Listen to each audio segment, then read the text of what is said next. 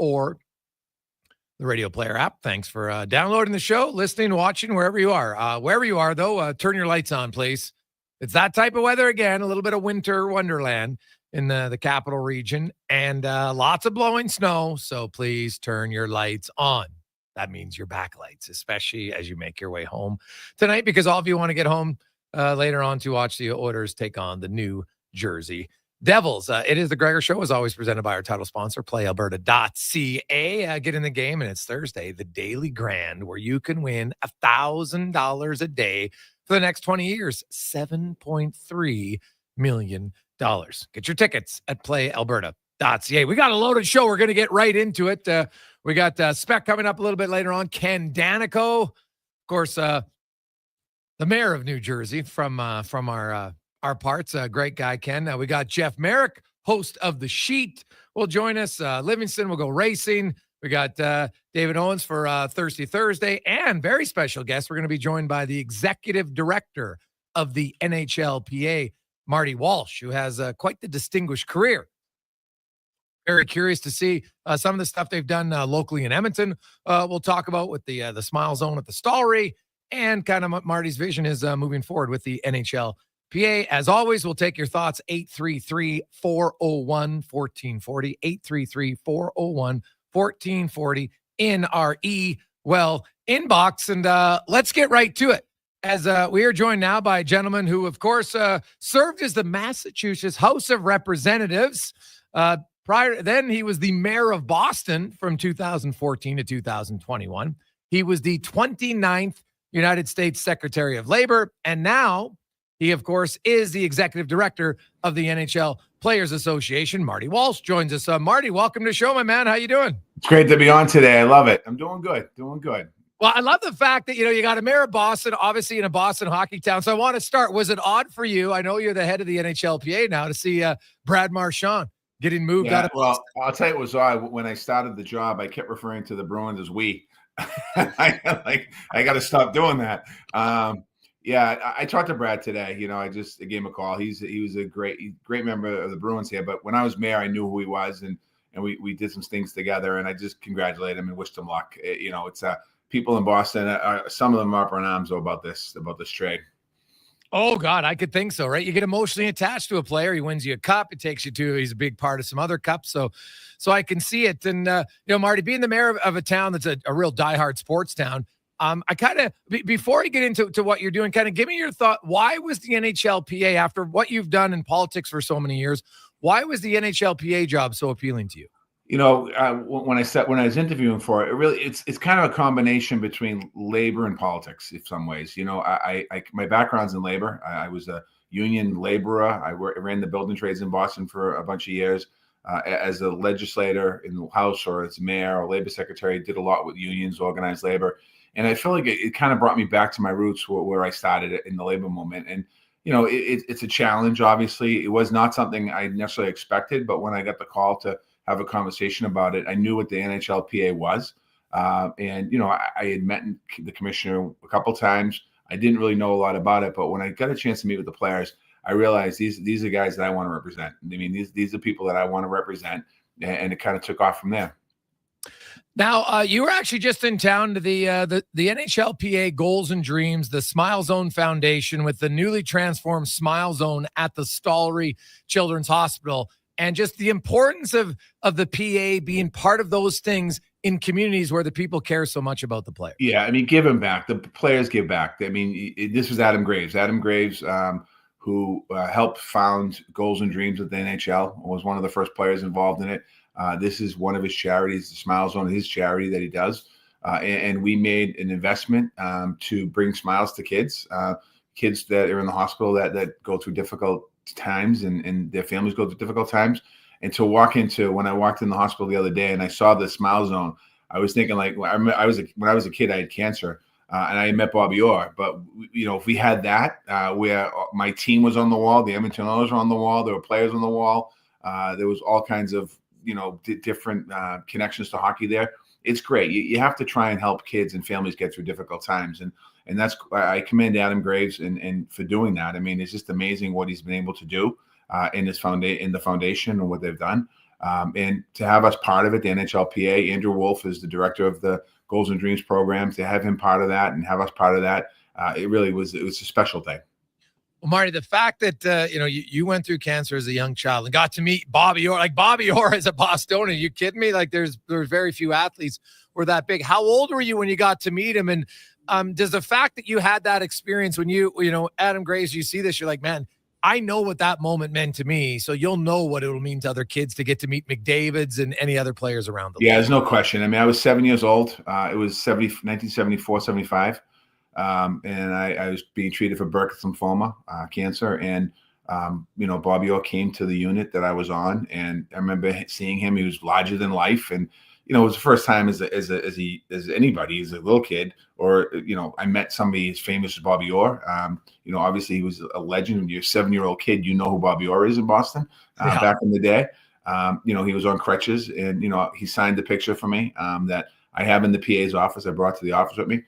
But I met Bobby Orr years later, probably 35 years later. And I told him the story and I told him that the picture had faded. So next time I saw him, I brought the picture. He re-signed it for me. So it does make an impact. And I tell, these players already know that. You go to almost any team in the league and one of their regular stops is the Children's Hospital in those places. And, the smile they can put in their face. I've gotten calls over the years for people looking for a video from their favorite player. Can they just get a video? Little kids that are sick or kids that are sick, young teenagers that are sick. It does make such a tremendous difference because when you think about when you're being treated, it's also about your attitude and it's about staying positive and helping a family and a kid stay positive. If they get a chance to meet Connor McDavid or meet any hockey player they love for that matter, it makes a huge difference. Marty Walsh joins us, executive director of the NHLPA. And Marty, the PA at times hasn't been, I think, as functional as it would like. There's obviously been a lot of labor strife over the years in the National Hockey League. And, I'm speaking to a lot of agents since you took over, like glowing reports, Marty. What is it about maybe your personality, your approach that how when you wanted to take this job, you mentioned the players, but also your approach to make this PA very unified and going in the right direction and having not only the players, but the agents who represented them very happy with kind of what your direction is going to be? Well, I started talking to the players and they were talking about they wanted to get into international hockey more. They wanted best on best. They talked about growing the game of hockey. They talked about how do we do this as a union.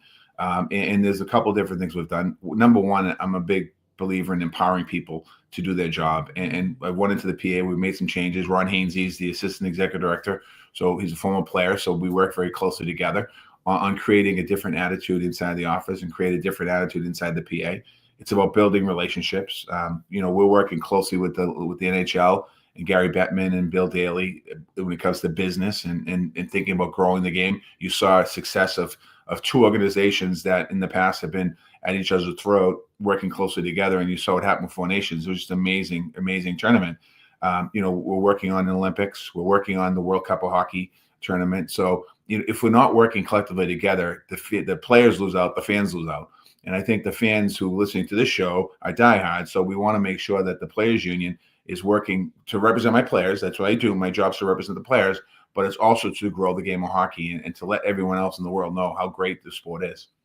I love what you said there, because it did seem at times the PA and the NHL, even though they definitely need each other, were almost butting heads too much. And early in your tenure, that hasn't seemed to be the case at all. Like, everybody's not really concerned at all now about a new deal. Now, I know until there's a new deal, you never know. But you know what? It's just a difference. Now, I'm assuming that has to stem from you because they've had other leaders and it wasn't there. So is that your background experience in knowing, hey, like I can look out for my players, but also work in partnership with our partners? It is. I mean, I come out of the labor movement and in years past, when I say years past, decades ago, it was about fighting for workers' rights, and we still fight for workers' rights, but it's also about growing opportunity, and it's about growing the business, whatever business it is. In this particular case, it's hockey. When I was with the building trades, it's about creating opportunities for the building trades unions. And I've seen like negotiations go where one side just refuses to talk to the other side. You're not going to get to an agreement. If both sides refuse, it's going to be a disaster. And it's about keeping lines of communication open, working, moving forward. Whether it's any role I've had, whether it's the building trades or mayor or as labor secretary, I got involved in the railroad strikes in the United States. I got involved in the port strikes. There was the conversation of port strikes in Canada. Seamus O'Regan was the Minister of Labor. At the time, we talked very closely together because if there's a strike that happens in the United States, it impacts Canada. If there's a strike that happens in Canada, it impacts the United States. So I always felt like keeping a line of communication is the best way to go about it. Doesn't mean you're always going to agree. There's going to be disagreements. There's no question about it. But it's like you don't play them out in the press. You have the disagreements and you get beyond them. And if you stop playing out in the press, if you have me on this show someday and I'm bad mouthing the league, then there's a breakdown somewhere along the way. And what we've got to try and do is keep it in a positive manner, because at the end of the day, the players lose and the fans lose. And what we want to do is keep the sport moving forward. I think the sport's in a good place right now. Lots of excitement. You saw the excitement of the Four Nations and the amazing game at the Boston Garden. Canada played an amazing game. The United States played an amazing game. Connor McDavid got an amazing goal. So you want to see people want to see more of that. Marty, and you're right about that. So when we we know what's happening at the Olympics. When you look farther ahead to 2028, and because this is an NHLPA and NHL adventure together, there's talk that maybe there'll be some, a European division, possibly some games over there that, the players talked about wanting to expand into international hockey. I'm assuming a lot of your players who come from Europe would be like, hey, it would be nice to get more of us involved. I know it's not that far away, but is it realistic to have an 8-team tournament in 2028? I think it's realistic. I mean, we're working on it now. It won't be the 4-team tournament. The 4-team tournament was it happened because we when I took the job and we talked about a World Cup of Hockey in the Olympics right off the bat, and we just didn't have enough time to pull off a World Cup of Hockey in 2024. It just didn't have the time. So we worked towards the Four Nations to kind of as a template or as a lead into what we're going to be looking at down the road. European players want to play in their home countries. Countries that represent the country want to play in their home countries. In this Four Nations, the Canadian players and the American players had a chance to play in front of their home crowd, if you will. So you want to make sure a World Cup is a World Cup. You want to make it global. And I think that as we think about moving forward here, it's going to be important for us to think about that. There's also conversations about will Russia be allowed to play or not. And there's a lot more to that answer than just say yes, they're in or they're out. We have to deal with other federations, other countries, other world leaders, and we have to figure out. So I'm hoping as we get towards 28, the war in Ukraine will be over, hopefully, and we'll be able to move on. Do you foresee a situation where, because you have like Germany where they just don't have enough NHL players to put together a team, or even Slovakia and other ones, would we see a Team Europe similar to 2016? I think what you'll see is similar to what you see in the Olympics. You'll have team like Slovakia will have a team in the Olympics and they won't have all NHL players on it. So and these players want to play. I mean, David Pastrnak, as soon as we announced Four Nations, like he called me personally, he grabbed me in a meeting. He just wasn't happy the fact that he wasn't playing in this tournament, and I can't blame him. But again, we didn't have enough time to put all of the teams together. But our goal is to really have a World Cup, and a lot of countries that that you mentioned, Germany and other countries, and Czech, they're just like they're hockey crazed. So why would we want to leave them on the table and not have potential opportunities there? So and that makes perfect sense. Now, do you have to work with those leagues so they would, because I know in soccer, right? Like there's times when they get, these big tournaments on, their leagues shut down so their guys can go represent their countries. Is that something that could be plausible to happen?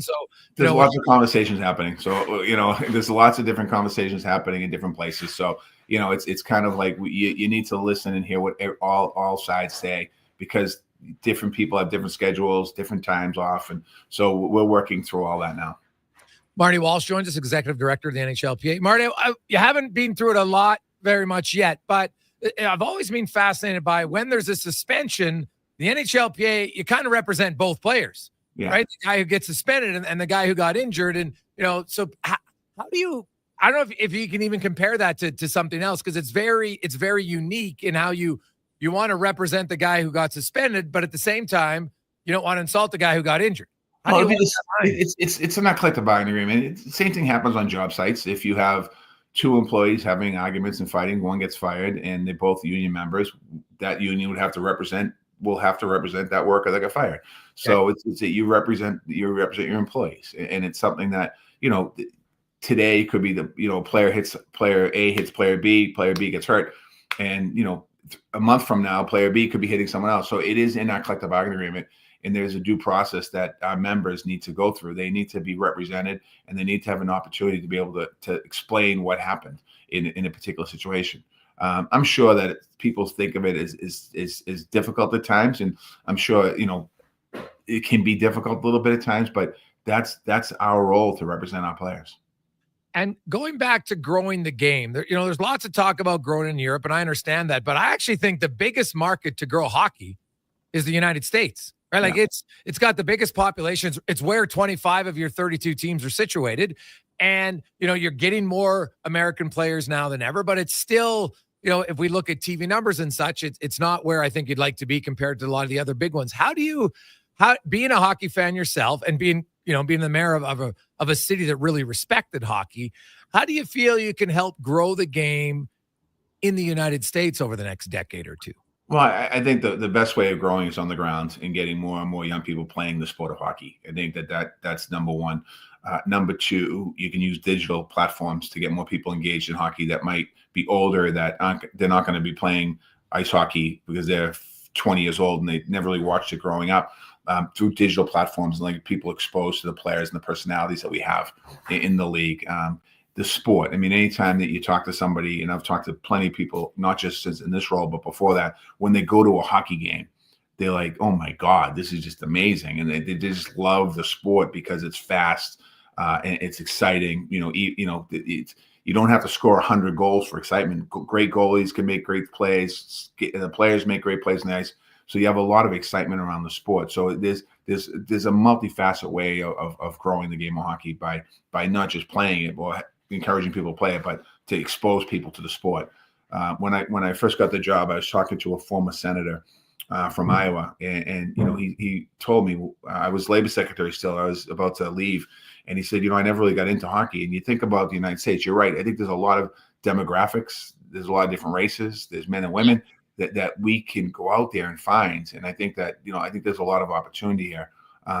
Look at Florida. I mean, the Panthers in the Lightning, and 15 years ago, those places weren't full up. There wasn't a lot of excitement. And, the Florida Panthers own Miami area right now. They're the team. And then if the Tampa Bay Lightning hears me say that, they're going to wait a second, we're going to stop that. Well, so there's a lot of excitement in Dallas, obviously. Unfortunately, the Coyotes didn't work out in Arizona. They're in Utah, which is great for the team and great for the players and great for the league to have some presence in Utah. And I think there might be some opportunities. I'm not sure what expansion looks like. I really have the PA is no say in expansion. Okay.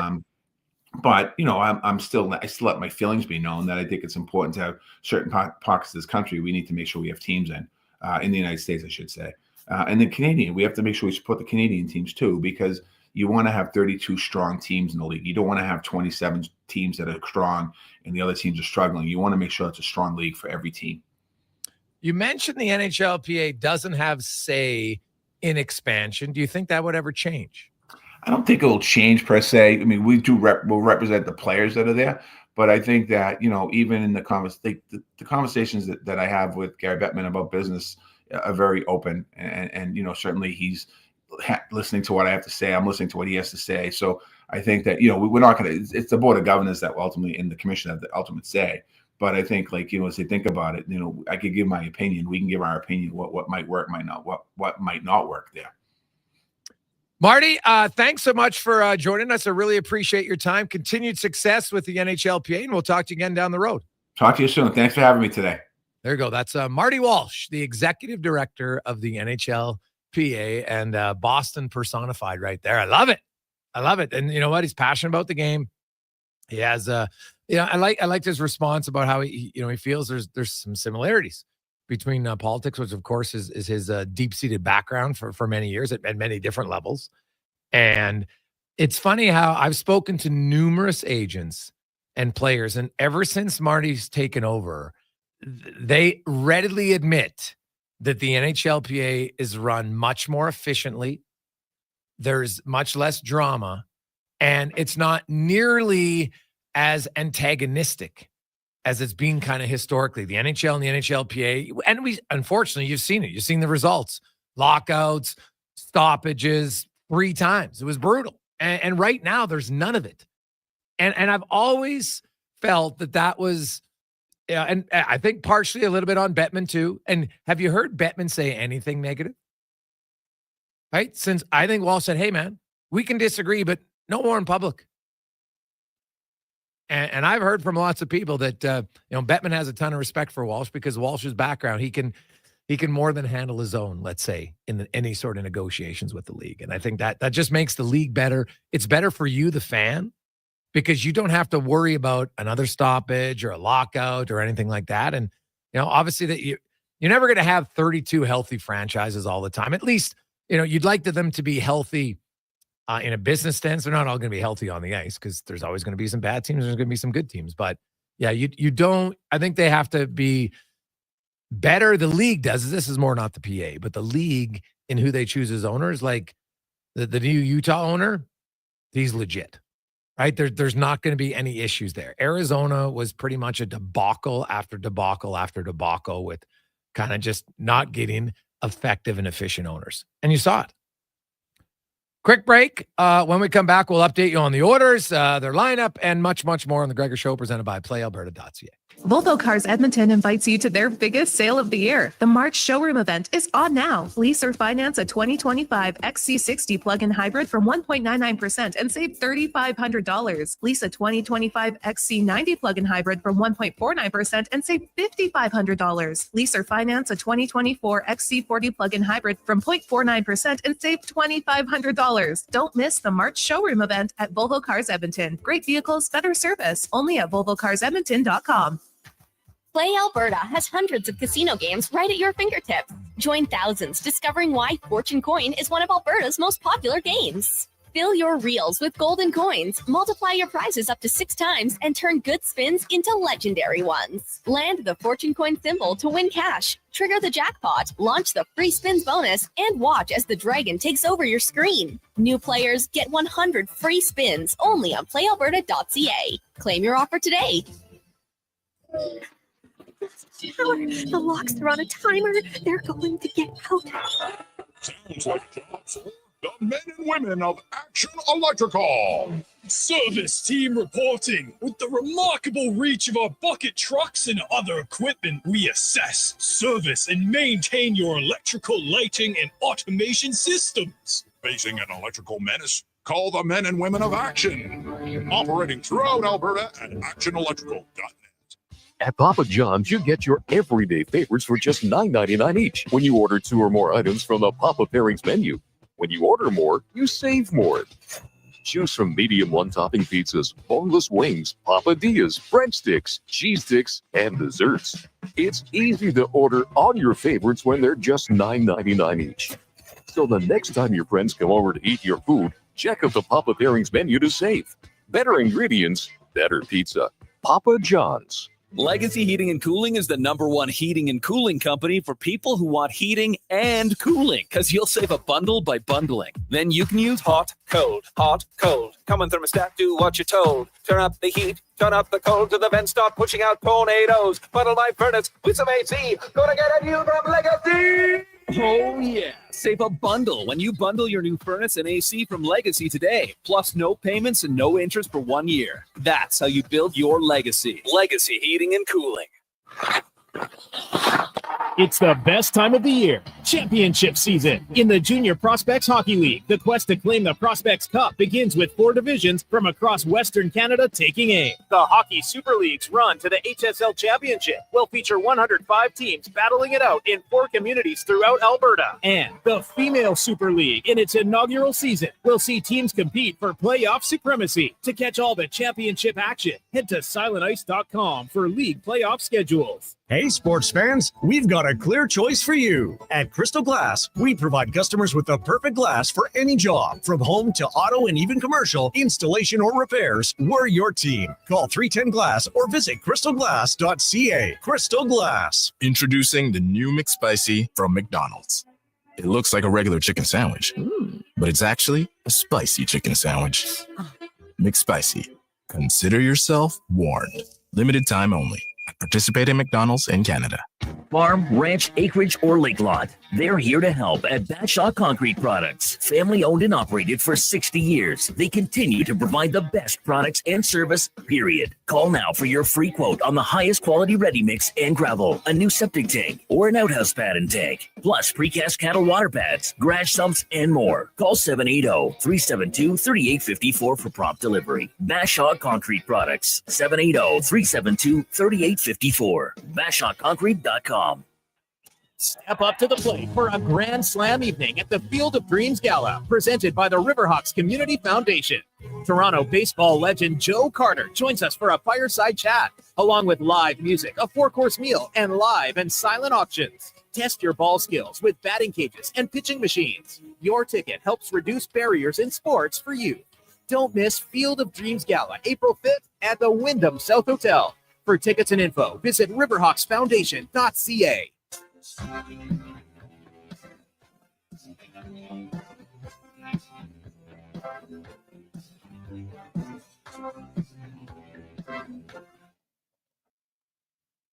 Portions of this hour brought to you by Crystal Glass, your clear choice for residential windows, locally manufactured and installed. Crystal Glass provides a beautiful product and incredible customer services for all of your residential needs. Call 310 Glass or visit crystalglass.ca for a quote.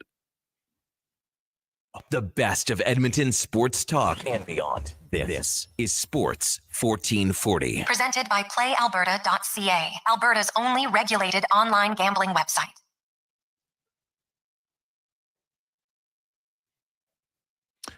.227, welcome back. Jason Gregor Show, presented by PlayAlberta.ca. Get in the game. You can use the promo code Gregor50. You'll get a free $50 play at PlayAlberta.ca.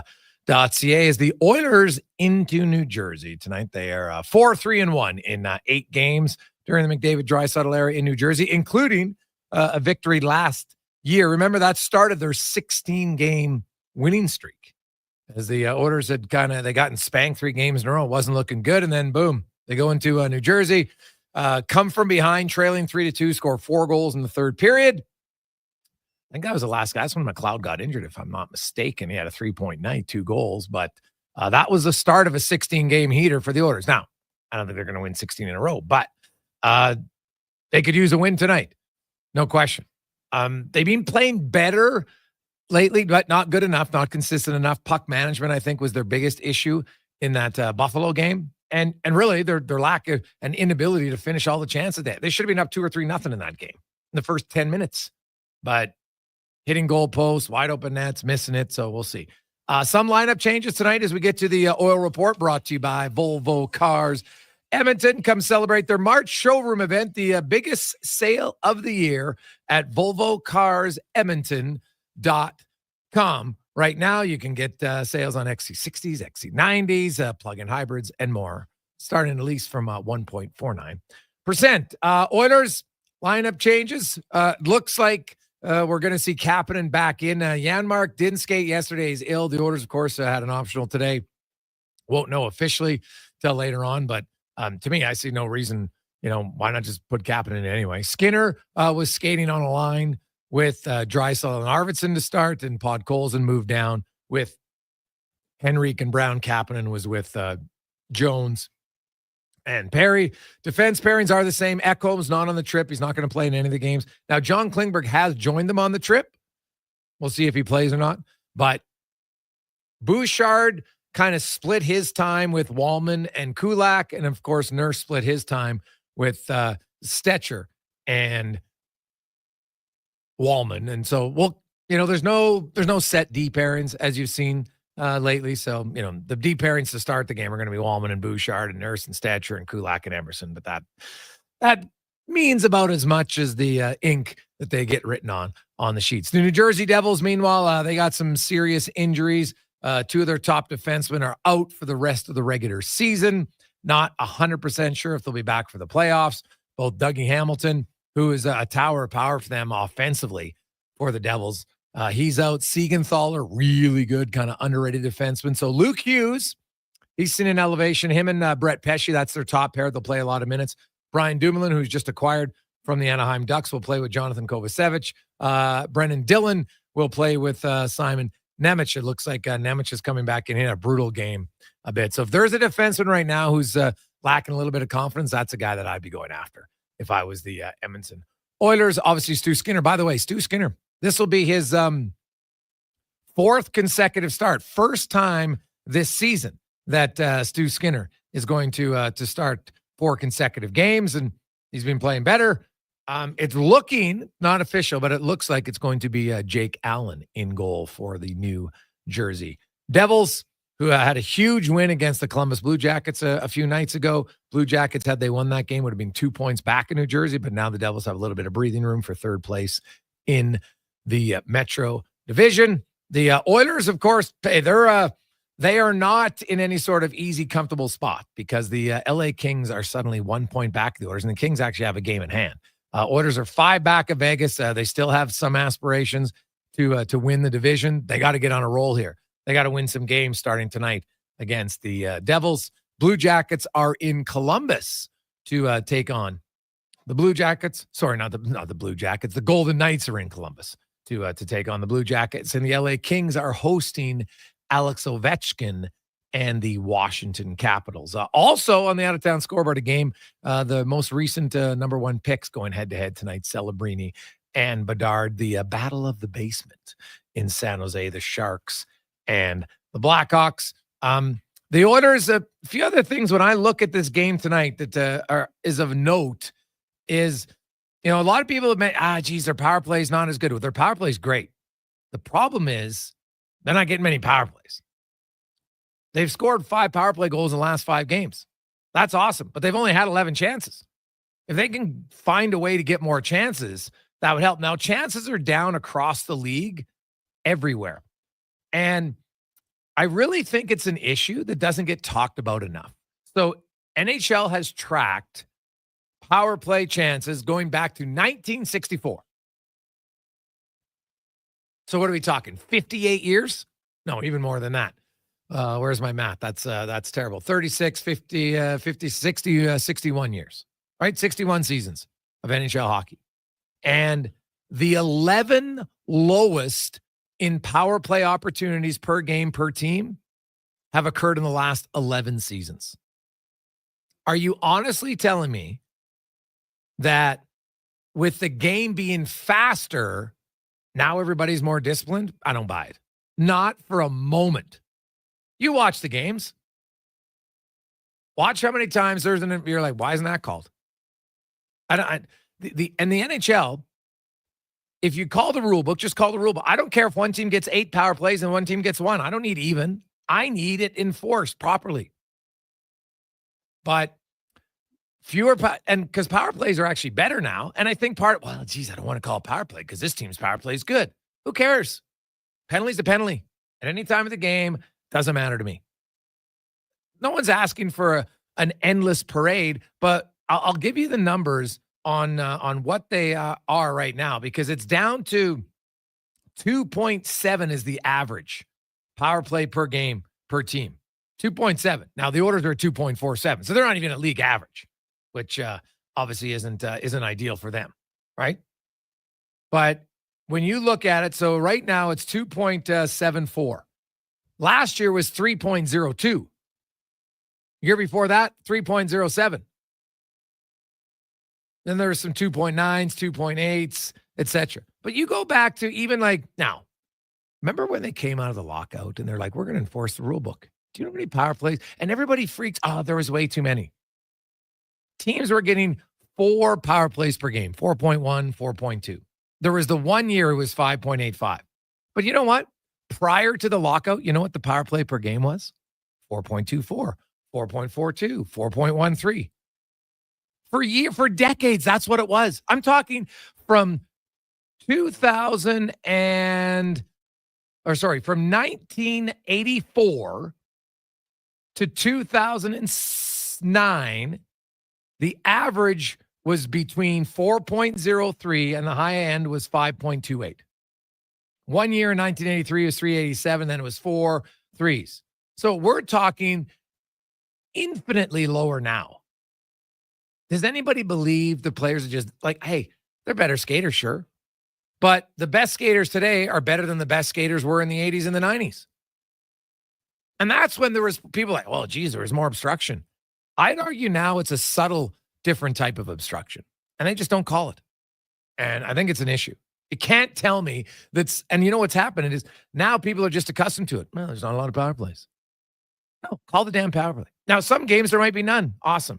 But you cannot tell me that there are that significant of a drop per game, per team. And the orders, like, look at Connor McDavid. His numbers, last year he had 41 minor penalties called. Here we are, we're over 3/4 of the way of the season. He's at 21 this year. Now, Leon Draisaitl's up from last year. And I know a lot of people said, well, the Oilers don't get penalties because, they've lost speed. Well, do you know who's third on the Oilers in penalties drawn? Corey Perry. Is he fast? No. Last season, you know who's top 5 in the Oilers in penalties drawn? Derek Ryan. Was he quick? No. So now some would argue that he went down a little easier than others. That's fine. But Jeff Skinner has 11 penalties drawn this year. 9 for Skinner this year. Ryan McLeod had 11 all of last year. So Skinner's actually at a higher pace right now than Ryan McLeod was. Fogle and Perry cancel each other out. So I don't buy it that it's, wow, the Oilers are a way slower team. I think it comes down to they don't have as much extended time. But even across the league, even if they did, they're not going to allow a lot of power plays. So to me, I find it's an issue that they just don't enforce the rule book. And until players, and probably should ask Marty that one, it's a question for another day, but until the players say enough's enough, just call the rule book. It's not good. I don't think anything's going to change. And I think the league is worse for it. Honestly. If there's an infraction, call it. If it leads to more goals and league changes lead to more excitement. It's just that simple. 833-401-1440, 833-401-1440. Greg's, I'm with you. I think it's a ref league issue. Well, league issue, yeah. I think the officials are given a mandate on what they are supposed to call, and that's how they go by it. And that's the other thing. Like, you're going to tell me that every official is going to see each game the exact same? Come on. It's impossible. You have friends. You guys are all Oilers fans. Everybody's going to have a different viewpoint on a goal, on a play. It happens. You just can't tell me the officials. And I know they're good, but everybody's going to have a different way they call the game. It's just human nature. So, hey guys, I don't think they should be called refs. They should be called game managers from Cat Dad. Yeah, well, it is interesting when you start to look that, oh, geez, if you draw a lot of penalties, then there's more penalties called against you. If you don't draw many penalties, you don't take many penalties, you don't get many penalties. Like, come on. Like, I get it's human nature, but they should be better than that. If one game a team gets 5 power plays and one gets 1, I don't care. And don't complain about it if it's your team that gets the 5. That's the other thing, right? Because you should say, hey, if my team is deserving of penalties, then they'll get some more in the future. And if you're an Oilers fan, you'd want more power plays right now. But even if the Oilers power play was average, I would want the games called more officially. But that's just me. When we return, it's another edition of Thirsty Thursday. Debuted last week, went very well. We'll get to that next on the Gregor Show, presented by PlayAlberta.ca. We've finished construction of our gamma radiation containment facility. Is it up to code? Is it going to be safe? Sounds like a job for the men and women of Action Electrical. Testing team reporting. We test your commercial operations using tools like infrared to ensure safe operation. Trust us to prevent potential calamity before it strikes. Facing an electrical menace? Call the men and women of Action. Operating throughout Alberta at actionelectrical.net. At Papa John's, you get your everyday favorites for just $9.99 each when you order 2 or more items from the Papa Pairings menu. When you order more, you save more. Choose from medium one-topping pizzas, boneless wings, papadillas, breadsticks, cheese sticks, and desserts. It's easy to order all your favorites when they're just $9.99 each. So the next time your friends come over to eat your food, check out the Papa Pairings menu to save. Better ingredients, better pizza. Papa John's. When you live in northern Alberta, you need a vehicle that is built for this climate. That's the all-new 2025 Jeep Compass, and you'll find it at St. Albert Dodge. Now, what can I say? It's a Jeep. It's a 4x4, so it's totally at home driving on snow and ice. And it's got some great standard features like an 8.4-inch touchscreen, keyless entry, and heated front seats. As I said, northern Alberta. And all starting from just $34,900. Head up the trail and see how easy it is to do business at St. Albert Dodge. Are you tired of waking up tired? Are you tossing and turning all night and stiff and sore the next morning? If your sleep is suffering, it's time to visit the Brick Mattress Store. Their sleep experts will help you find the right support for a restful night's sleep. Back sleeper, side sleeper, hot or cold, there is a perfect mattress for you. Plus, with next day delivery, your best night's sleep could be tomorrow. Check out the Brick Mattress Store locations in Spruce Grove, South Edmonton, St. Albert, Leduc, and start waking up refreshed. Introducing the new McSpicy from McDonald's. It looks like a regular chicken sandwich, but it's actually a spicy chicken sandwich. McSpicy. Consider yourself warned. Limited time only. Participate in McDonald's in Canada. The job isn't done until the last load is hauled, and having a semi-trailer out of commission is not an option. Whether replacing or adding to your convoy, Edmonton Trailer has a huge inventory of new and used semi-trailers, trusted by the gravel, logging, oil field, fluids, and freight industries. Find a trailer right for you online or at one of their 3 locations. For sales, service, parts, rental, and finance, when you're in it for the long haul, Edmonton Trailer. Legacy Heating and Cooling is the #1 furnace install company for sailors because they know the value of a warm port. And they sing, there was a ship who fought the cold, who sailed the sea with a furnacey load. She brought the heat to YEG and her name was Legacy. Through icy wind and winter squall, her fire she burned for one and all with a comfort chugging guarantee, and her name was Legacy. No payments, no. Yep, no payments and no interest for 1 year on your new furnace. Don't trust just any ports in a winter storm. Trust Legacy Heating and Cooling.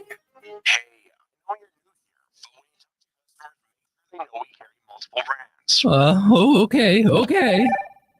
Hi there, this is Riverside Motorsports, Yamaha, Suzuki, KTM, Polaris, Gas, Husqvarna, Tibbersled, Stasic, Talaria, Climb, Thor, Alpine Stars, 509, Troy Lee Designs, and more. Sales, how can I help you? Located on St. Albert Trail, rideriverside.com. Riverside Motorsports. What you do for fun is our business.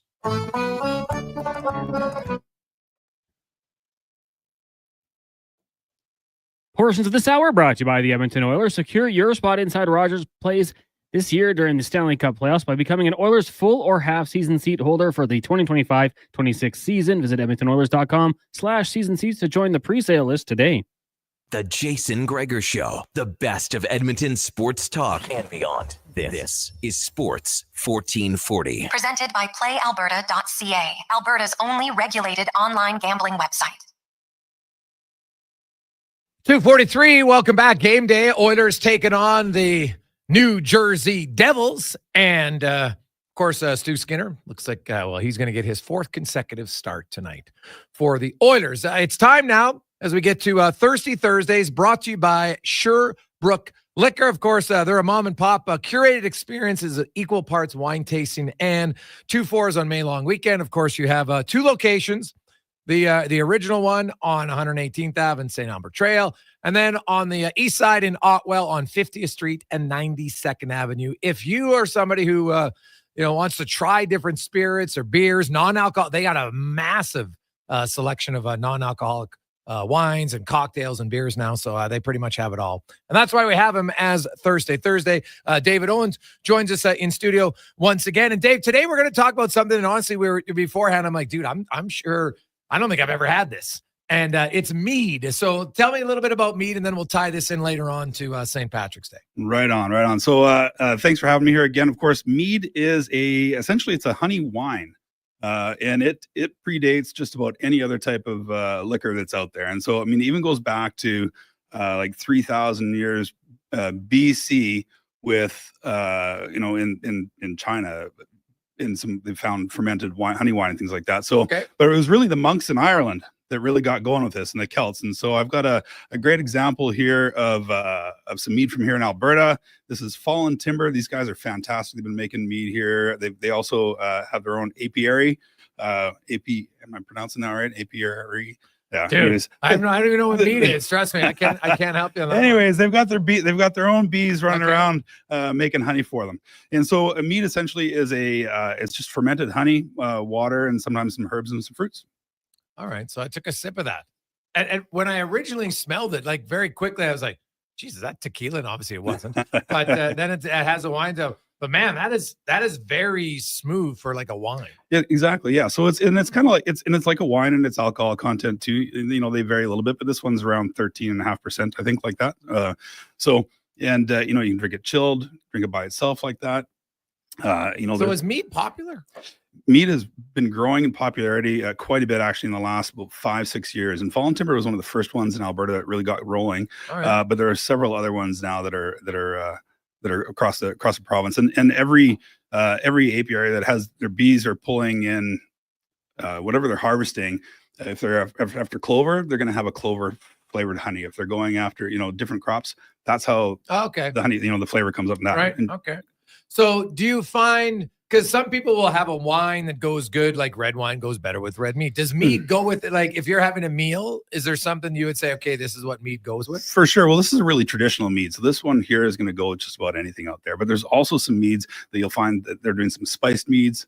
And so something like that will go with a heavier barbecue, something more richer. There's, you know, heather mead, which is a, you know, wild heather honey, and so it has more of a florally and earthy kind of character to it. So there are all sorts of different styles, and then you get some of them, they mix them with you know, sometimes Saskatoon berries and stuff like that, so you're going to get a really wide. So do they taste fruity? Yeah, if you're adding in some of those fruit ones to it, absolutely. All right. Yeah. So I say that just for anybody who's out trying, if you like the fruit taste. So now we brought a few in. I just tried the now. What's this one? So this first one here we have for you is just a simple taking that mead and we're making it just adding in some soda. And so we've got this really cool bitters and soda. This is a company called Token, which makes bitters here in Edmonton. Right. And we've got this Token bitters here, bitters and soda. They're amazing, great local company to support. And so it's just simply that. It is 3 parts mead and 1 part of the bitters and soda, and just an orange slice in it. And nice, simple, summery beverage. I was hoping we were getting more summery. And then today, I don't know what happened. Still Mark. Well, what's interesting about that is if you put that on ice, right? You just that's a sipping drink for sure. I find the soda now. You talk about with that soda that you bought over there, the Token one. Yep. Would you could you put that in with like a gin? 100%. Okay. Anything you put a soda with, this would be great with. All right. And you know, with when you put these things, especially with like a mead in a soda or something like that, you're also dropping the alcohol content down significantly when you're watering that down. So this is a nice, light, easy thing to have on a patio day, whatever, and not being worried again about getting too smashed up. Yeah. And so do you find like mead, if you're mixing it with anything else, like is soda the best thing to mix it with? You know, it's the simplest. Absolutely. Okay. Yeah. Simplest and still brings us to the flavors to it of the mead, but tones down some of the sweetness a little bit. All right. What's now this looks like kind of similar color to an old fashioned for anybody who's listening online, looking online. That is correct. So this is some Irish whiskey. It's like an old fashioned. So this particular here, we're using we just used some Bushmills 10-year-old classic Irish whiskey. Can't go wrong with it. Ishka Bay, as they call it, the water of life. Oh God. And we've used that. We've used the mead instead of simple syrup with it, and some orange bitters from Token as well. So it's not as sweet for sure. It's not as sweet as a typical old fashioned. No, not as sweet at all. Like it kind of caught me off guard. It's a little bit like you definitely taste the whiskey more when you put it with taste mead. the whiskey. Like, so you can kind of, for anybody who likes old fashions, this one without the simple syrup, I would say, isn't as sweet, but you're definitely going to taste the whiskey more. Exactly. It keeps the whiskey forefront and being the hero in that. And sometimes the old fashions can get a little bit too sweet in my particular opinion. Yeah. They almost become like a Negroni almost. Without the bitterness, without the awesomeness of a Negroni. Yeah. No, that's fair. Yeah. And then, but it's just another, again, orange peel in there. You put we've used a nice dried one in there, which is great, but it's also a nice refreshing version of an old fashioned.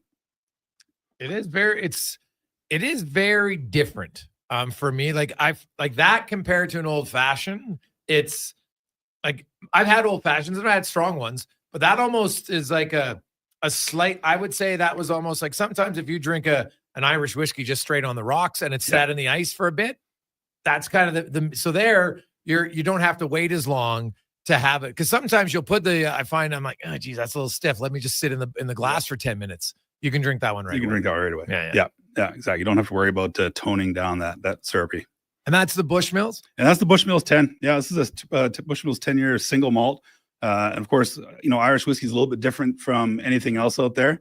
It's all triple distilled typically. There's the odd one that's double, but a little bit more refined than your typical Scotch whiskey or anything else. Do you have a favorite Irish whiskey? Oh, do I have a favorite Irish whiskey? It comes and goes. Bushmills is a classic one I really love, but I also love the single pot stills that are out there.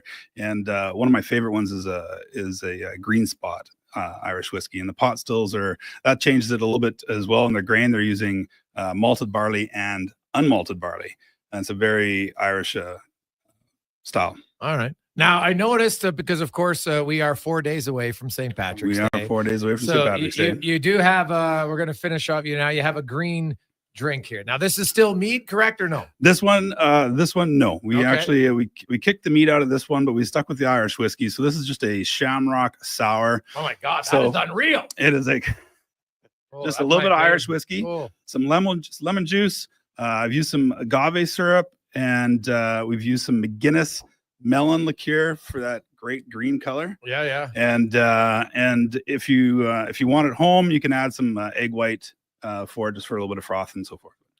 The egg. What we might do in the future, Dave, is I might get you to and we'll put pictures up for people because we have people texting in, hey, what's the ingredients? So we can take a picture of stuff and we'll put them on our post afterwards. So we'll do that in the future, I think, just because people see it and they're like, okay, I want to try it. I'll be honest, without question, this one's my favorite. Excellent. By far. I like the it's got a at first it's sweet, but then the aftertaste, it's like, okay, it's not sweet. Right, it's kind of weird that way for me. Originally, it's like the old Will Ferrell. When it touches your lips, it's so great in old school. But because sometimes you have an aftertaste, it's really bitter. It's not, but the sweetness goes away and it becomes a little tart. Yeah, and I think that's the beauty of using Irish whiskey in these things too. Is it brings a little bit of whiskey and period brings some of that to tone some of that sour down. But I honestly like that might be one of the favorite cocktails I've ever had. Fantastic. Well, I did send you the recipes as well earlier on, so you do have those in hand. Okay, well, I'm going to take in some photos of those because I like that. That's great. Yeah. And then So what's this one called again? So that's just a Shamrock Sour. Shamrock Sour. Shamrock Sour. Thumbs up from Greg's here. I'll tell you right now. The Shamrock Sour. It's unreal. And there's an extra couple here too if you need to take home to your wife or if the boys here want to try it out as well. All right, there's some extra around, and I understand if our friends from Cantor are coming in, they were sending me some great notes about being excited following me on the show here. Yeah. Colin's out of town today. He's very annoyed. Oh, it won't go bad. Maybe I'll leave one in the. It won't go bad. It won't go bad. Exactly. Right on. And then last but not least, you brought in some green beer. I brought in. I wasn't going to bring green beer, but I couldn't stay away. I found this beer from New Level Brewing. This is a Green Demon Sour, it is very green, as you can see, and it is very sour. Oh, you know what? Not bad for a sour beer. Like, I don't find it too sour. Now, maybe it's because I still have that. Maybe I should. You still have that. It's a good progression of things for sure. How do you find sour beers? Because sours aren't that that's kind of a new thing, relatively. Yes and no. Sours and wild beers have been in Belgium have been making them for years and years and years. Maybe more the style that we're seeing here now, these really intense sour beers are definitely much more recent in the last 5-6 years. It's almost so that it's jumped the shark a little bit. In some cases, I wouldn't disagree with you. Yeah. This is obviously this is a blue raspberry lemonade sour, and as you can see, it's definitely got that.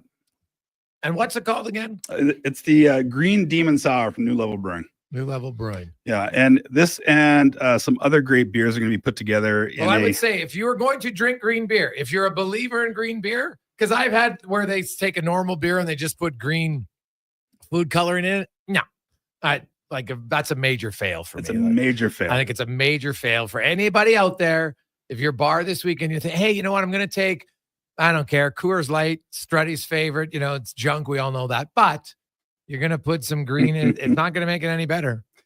Green beer comes from it's a bad history of it. It was a coroner in New York back in 1914 or so, and he was having a party at home, and he put in laundry detergent into his beer to make it green. Laundry detergent. That's the story out there. So yeah, green beer. So is that a myth, do you think? Or there's a name for the guy and everything. I'd have to pull it up there and stuff. You but put a laundry detergent. like a laundry detergent into it. Yeah. 1914. Things have changed, but things have changed. Yeah. their alcohol was a little stiffer back A little then. bit different too. Yeah. He was a coroner, so I'm sure he had all sorts of things that. And he didn't die from it. Well, who knows? Maybe he was trying to drum up business that weekend. I actually don't mind that sour beer, actually. But it's like easily my favorite is the Shamrock Sour. Like I'll post that. I highly recommend it. Fantastic. Right. Yeah, it's a great beverage. And we'll have a couple of we do have a Sherbrooke 6-pack we're putting together. My team, they were killing me today. They decided to name it the Sherbrooke Slancha 6-pack. And just to tongue tie me a little bit there, but Slancha, of course, is to good health. And cheers and Slancha. Slancha. So the Sherbrooke Slancha. You can buy it at Sherbrooke. Sherbrooke Slancha 6-pack. Yeah. And what's in it? It's there's a couple of stouts, a couple of Irish Reds, and 2 green beers, including. Okay, so it's all about St. Patty's It's all Day. about St. Patty's Day. Okay. It'll just be available for this weekend. Just this weekend. Just this weekend. The Sherbrooke Slanch for anybody out there. So red, I like ales. Yeah. We've talked about this, right? So it's got 2 stouts and 2 red ales. Two stouts, 2 red ales, and and these 2 sours, and they're all Canadian beers. Ooh, wow. I know where I'll be stopping in on Friday on my way home. I drive right by it every day, so it's pretty easy and convenient to stop in.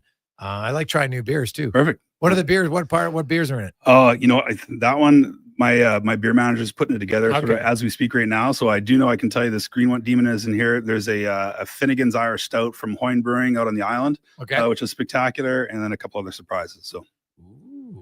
I always like a alcoholic surprise. It's never a bad thing. So thumbs up for me for the Shamrock for sure. And actually, you know where I stood on green beer? Yeah. But this one's actually pretty good. It's not bad. It is No, not, you know it's what? not And because it's almost like a kind of like a tealish color. Mm-hmm. That's the thing about it. It's more, maybe it's because it's more appealing to the eye. Yeah. Because the green beer with the food coloring, it's just not appealing for me. Yeah. Not for me. Some people like it great, but even when I was younger, I'd go to the bar just to get, annihilated. I still didn't like it. And some of these sours too, I find that you can, if it's a hot summer day, add a little bit of ice into it. Believe it or not, into your beer, into the beer, add some ice to it, and it'll keep it chill. Keep it chill. Keep And it doesn't. icy. And you don't think it waters it With down these that much? intense sours like that. Just a Okay. couple of simple cubes. So you Great. would put the cubes in a sour beer. You think it helps? Yeah. Right. Yeah. It's Not my regular beer. Not in your regular beer. No, Okay. no, Well, no. that's that. But some of these really intense sours, Okay. they're almost like a cocktail. So adding a cube into it, I have no problem with it. Oof. I like that, Dave. Yeah, don't Thinking judge. outside the box. Don't man. judge. I like it. I'm not Don't judging judge. at all. I like it. I'm always into. I can't chirp something until I've tried it. There you go. I don't like to chirp. Oh, I never tried it. Well, it's terrible. Why? How can you say that if you haven't tried it? So now I've tried that's my first ever Shamrock sour, and that's definitely a thumbs up. So we'll post those up on Twitter and Instagram a little bit later on in the show. Dave, great stuff, man. We look forward to seeing what we learn next Thursday. And another edition of Thursday is brought to you by Sherbrooke Liquor. Awesome. Thanks so much. I think we'll dig into some spring break type beverages next week. Ooh, spring break. Fun stories. Crazy times. Pace yourself, boys and girls. Pace yourself. Let's get to the con, man. Sports 1440. You know who's pacing themselves? His Chargers. They're pacing themselves to do nothing in free agency. A whole lot of nothing. But the good news is they got a lot of salary cap space. So I don't know what they're going to use it for. Maybe they're going to go out and get a Shamrock sour. I'm not sure, but we'll find out. Let's get to the con, man. We're just juiced and we're just having some fun. Brought to you by Legacy Heating and Cooling. They are hiring. They're hiring HVAC installers and plumbers. For the if you get hired, guess what? The right candidate, you're going to get a hiring bonus. You'll also get RSP matching. They have tuition reimbursement and very, very competitive wages. Apply today at legacyheating.ca.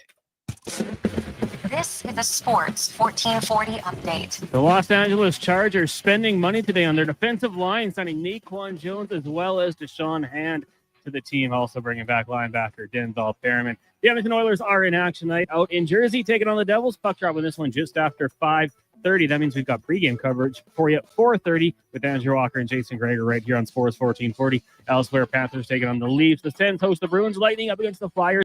Golden Knights head to Columbus. Kings host the Caps. And you've got Celebrini versus Bedard as the Sharks host the Chicago Blackhawks. In the association tonight, the Los Angeles Lakers head to Milwaukee, taking on the Bucks. Got the Bulls and Nets, Magic in New Orleans, and the Kings up against the Warriors. And at the Players' Championship right now, Lucas Glover atop the leaderboard at 6 under par.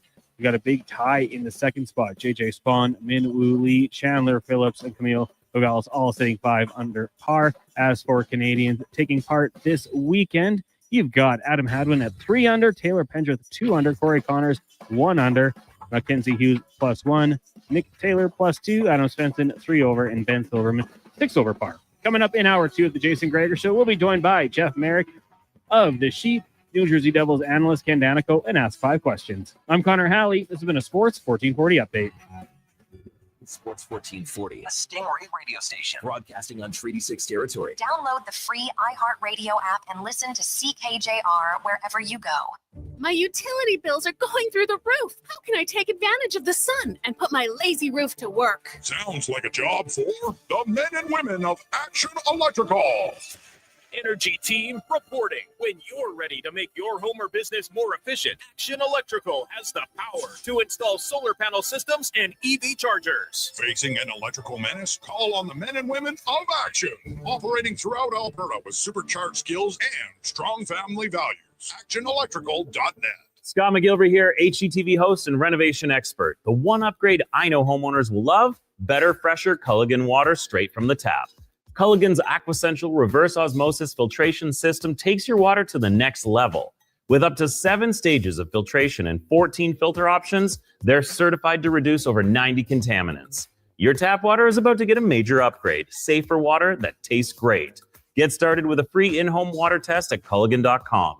Culligan, water you love. Introducing the new McSpicy from McDonald's. It looks like a regular chicken sandwich, but it's actually a spicy chicken sandwich. McSpicy. Consider yourself warned. Limited time only. Participate in McDonald's in Canada. I'm Colin Livingston, president of Cantork. Since 2016, we've been at the forefront of hydraulic torque wrenches in Canada. I'm delighted to in-house production. And if you for take quicker sports, turnarounds, quality. Tremendous Thursday.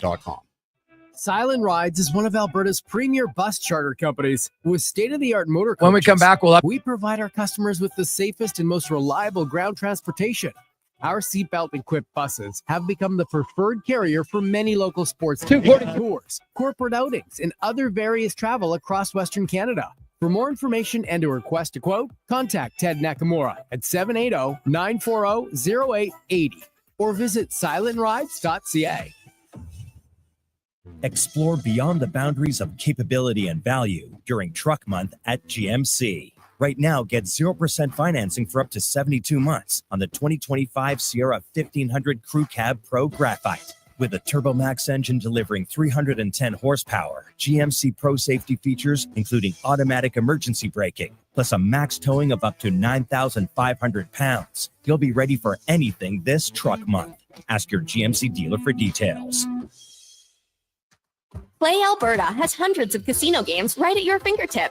Join thousands discovering why Fortune Coin is one of Alberta's most popular games. Fill your reels with golden coins, multiply your prizes up to 6 times, and turn good spins into legendary ones. Land the Fortune Coin symbol to win cash, trigger the jackpot, launch the free spins bonus, and watch as the dragon takes over your screen. New players get 100 free spins only on playalberta.ca. Claim your offer today. From coast to coast, Napa Auto Parts is here to keep your car running longer and stronger, Canada. Did you know that Napa Auto Parts has close to 600 stores throughout Canada and over 90 years of history? Napa offers a wide range of quality replacement auto parts, accessories, supplies, tools, equipment, and proudly keeps Canadians moving day in, day out. With over 85 locations in Alberta, stop into your local Napa store today or visit online at napacanada.com.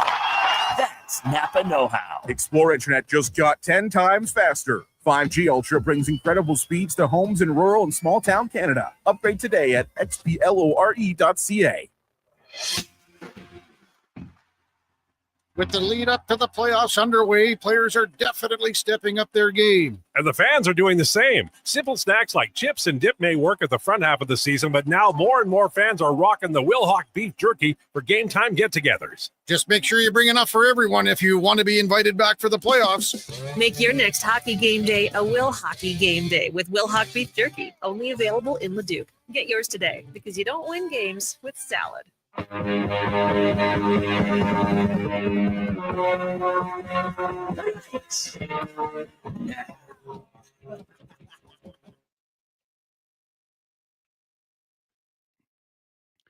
Portions of this hour brought to you by the Used RV Show. Looking for an RV, but you prefer a pre-owned? Shop over 100 used RVs from multiple dealers indoors at the USED RV Show this weekend. Visit usedrvshow.ca for details. The Jason Gregor Show, the best of Edmonton sports talk and beyond. This is Sports 1440. Presented by PlayAlberta.ca, Alberta's only regulated online gambling website.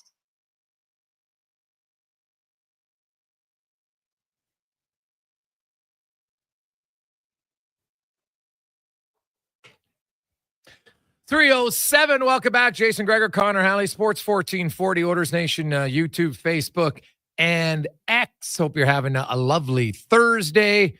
The Gregor Show is always presented by PlayAlberta.ca. Get in the game. You can use the promo code Gregor50, Gregor50, and you'll get a free $50 play when you make your first deposit at PlayAlberta.ca. We got a lot of texts coming in. Greg's, I have to say, man, I really like it. Your guest on Thursdays knows his stuff. I've learned a lot both weeks. Appreciate it. That one comes in from Doug. I like it. Lots of other ones coming in. Hey, fellas, the mead is great. Highly recommended. Jodes Junk says, hey, boys, I used to make a good mead takes 2 years to make. I fed it to a local farmer where he had our bees on their land. I told him not to drink the whole bottle. He drank the whole bottle. His wife came home, found him on the couch, passed out, and everything on the barbecue was burnt. Well, you know what? Don't drink the whole bottle. You got to pace yourself in any situation. But honestly, that's my first time I've ever had mead. I quite liked it. Cons, have you tried yours yet? Not yet. Not yet. I'm just kind of eyeing them all up here. Yeah. What are you waiting for?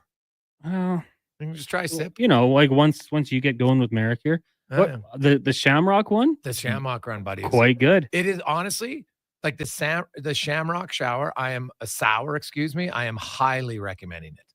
Highly recommend. And we'll put out the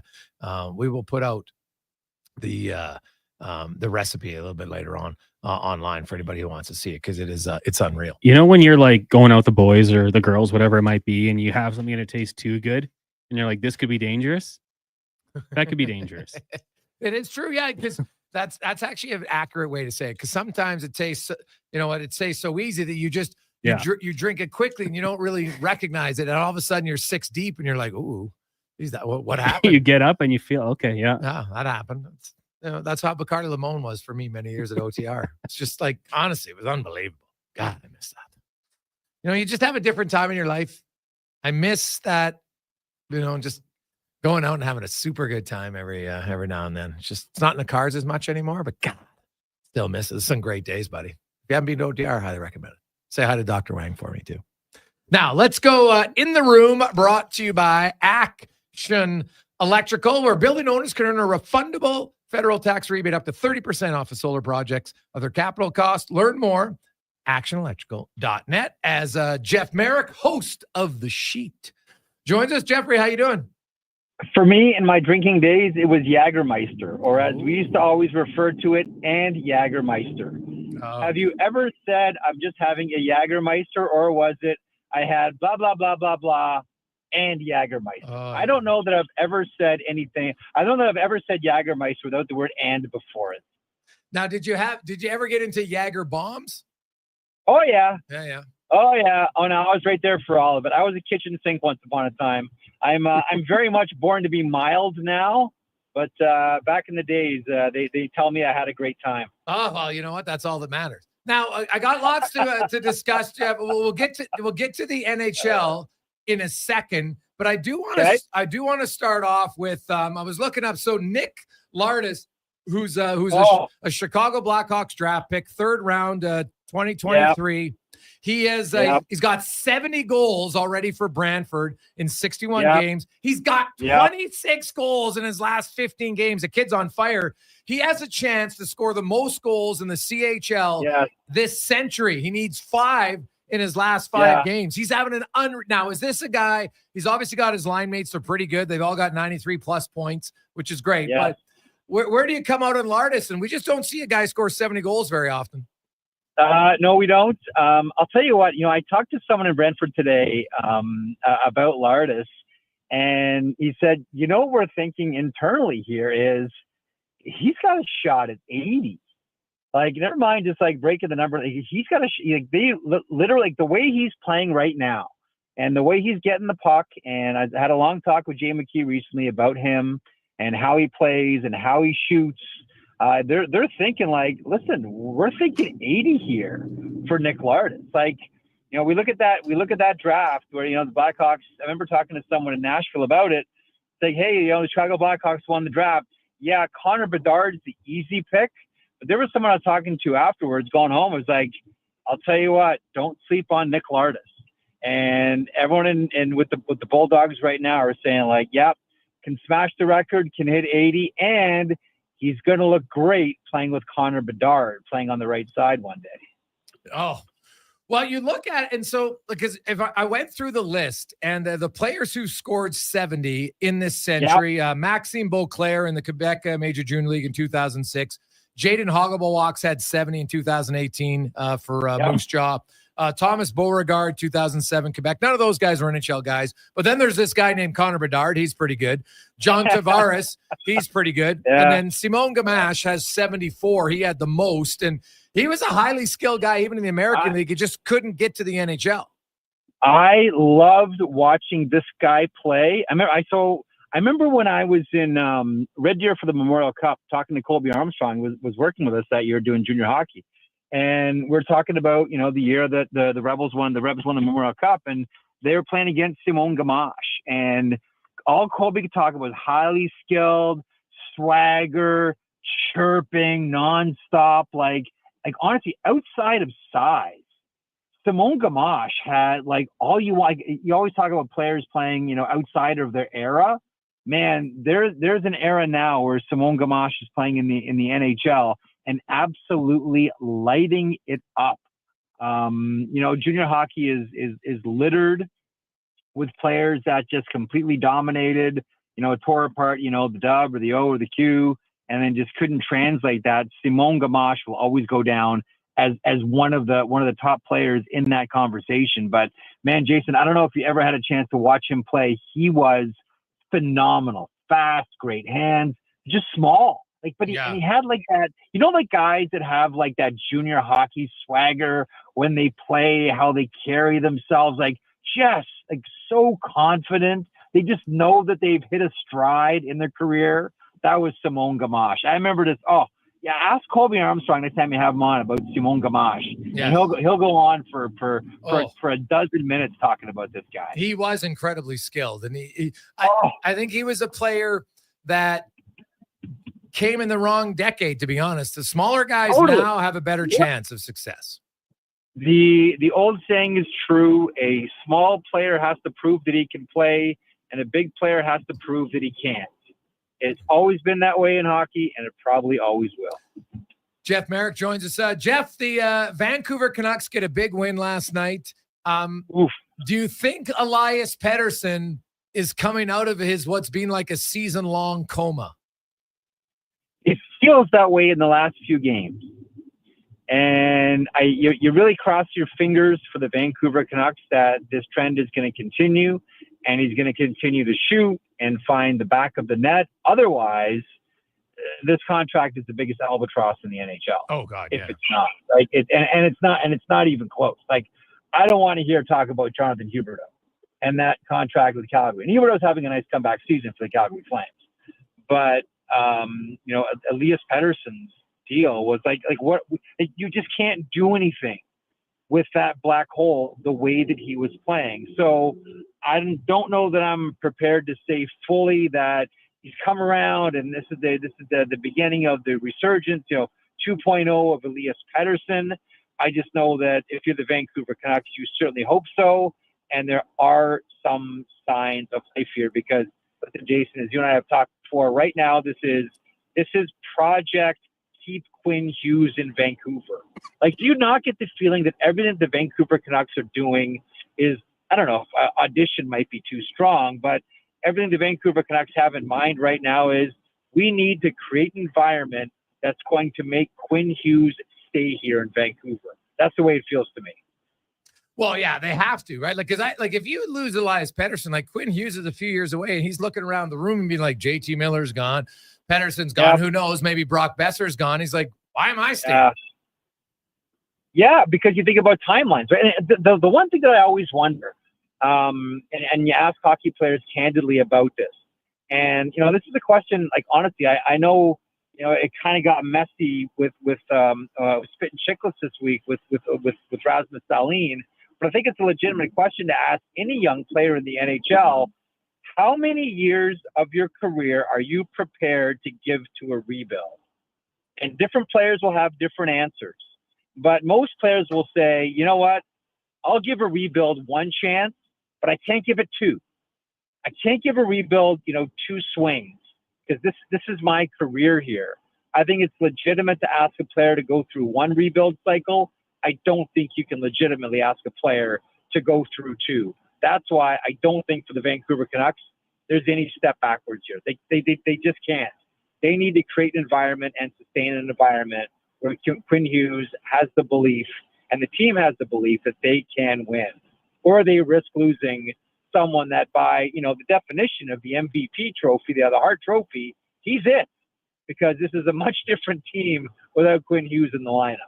Oh yeah, without question. Like they're a totally different team. And I'm like, the other thing is we can talk about them keeping guys on that team, Jeff, but I honestly believe if that organization doesn't find a way to lessen the drama that comes internally, I could see Quinn Hughes saying like for the GM to come out and basically, no one wanted Brock Besser's. The offers were laughable. I'm just like, oh my God, what are you doing?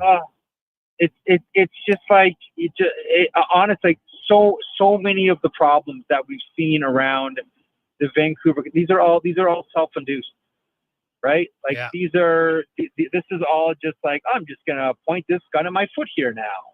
Like that's what we've seen out of the Vancouver Canucks. Like, let me ask you this. Let me throw it back to your direction. Is there one team in the NHL that you can think of more so than the Vancouver Canucks that just need a full season of quiet?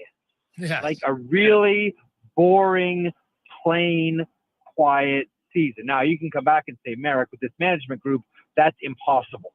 That is not going to happen. We know Jim Rutherford likes to mix it up. Patrick Alvin, open mouth, insert foot. This is not the way the Vancouver Canucks with this management group operates, to say nothing of a very robust media that follows and covers this team. So maybe that is impossible to happen. But, man, does Vancouver need a long period of quiet. They really, really do. And they're not going to get it. Like, there's the Pettersson issue. Is he going to be back? I think there's the Tocchet issue. Is he going to be back? Like, does Rick Tocchet want to return to this? Does he want to see if there's another NHL job out there for him? Does he want to go back to making $1.50 or whatever it was he was making at TNT and sit on panels and wait for his next gig? There's the Brock Besser question that you bring up. There's the Thatcher Demko issue too, and the umbrella over all of it, as we've just been talking about, is what happens with Quinn Hughes. This is a long-winded way, Jason, for me saying, Gregor, this ain't getting quiet anytime soon. Yeah. There's no way it's going to be whispers. It's all megaphones in Vancouver. Yeah, I would agree with you as Jeff Merrick joins us. Jeff, the Edmonton Oilers for 30 games are the best team in the league. And the last 14 games, they have not been. They've struggled in really every facet. They're giving up way too much off the rush. Odd man rushes, high danger scoring chances off the rush. Their goal scoring has hit the skids. On the season, they're 17 goals below expected, but they're 9.8 of that in the last 14 games. They were only at 7. And a lot of teams are like that around the league, but the last 14 games, it's well below. Goaltending has been a problem at times with consistency. Where are you on the orders? Are they a good team playing poorly, or do they have bigger weaknesses than you think? I think it's a good team playing poorly. Like, you look at the stretch you're going through right now. Like, this isn't at all too dissimilar to what Jay Woodcroft went through. Unfortunately for Woodcroft, it was at the start of the season, and it cost him his job. I don't know. Maybe I'm just being naive here, but I tend to not really worry that much about Edmonton. I know there's, Ryan Nugent-Hopkins, when's he going to get off the schneid? And, the goaltender is hard to hit in a lot of these games. I get all that. But then the playoffs start, and all of a sudden you have a bunch of guys that say, okay, let's all hop on each other's backs, and we're going to go to the conference final. I tend to not really worry that much about Edmonton because, listen, you're there, I'm not. We've seen this movie before. Yeah. We've seen this plenty. So I don't know. Maybe I'm just being a little bit frivolous or maybe foolhardy about it. But I tend not to worry about Edmonton because there's too much good there. And I've seen it before, and we've all seen the struggles, and they pull themselves out of their skid. It's a team that always does that. So until I see like the wheels really come off the wagon in the postseason, I tend to not worry that much, or maybe not worry. I tend not to overreact too much about losing streaks, albeit extended ones, for the Edmonton Oilers. I tend not to. Jeff, great stuff, my man. Have a great weekend. And do you think that Lardis is going to set the record? Is he going to get to 75? I really do. Like, I hope that he does. I love the play. I put it this way. I love guys that play minor hockey with one team their entire life. Like, he played with the Oakville Rangers since he was 6. Like, you know what it's like when kids hit a certain age and they're going to go jump teams. And I'm going here. He's like, I just love those stories of the guys that just stay loyal to their one organization. And maybe I'm biased because I've watched the kid for so long. He's the hardest worker on this team.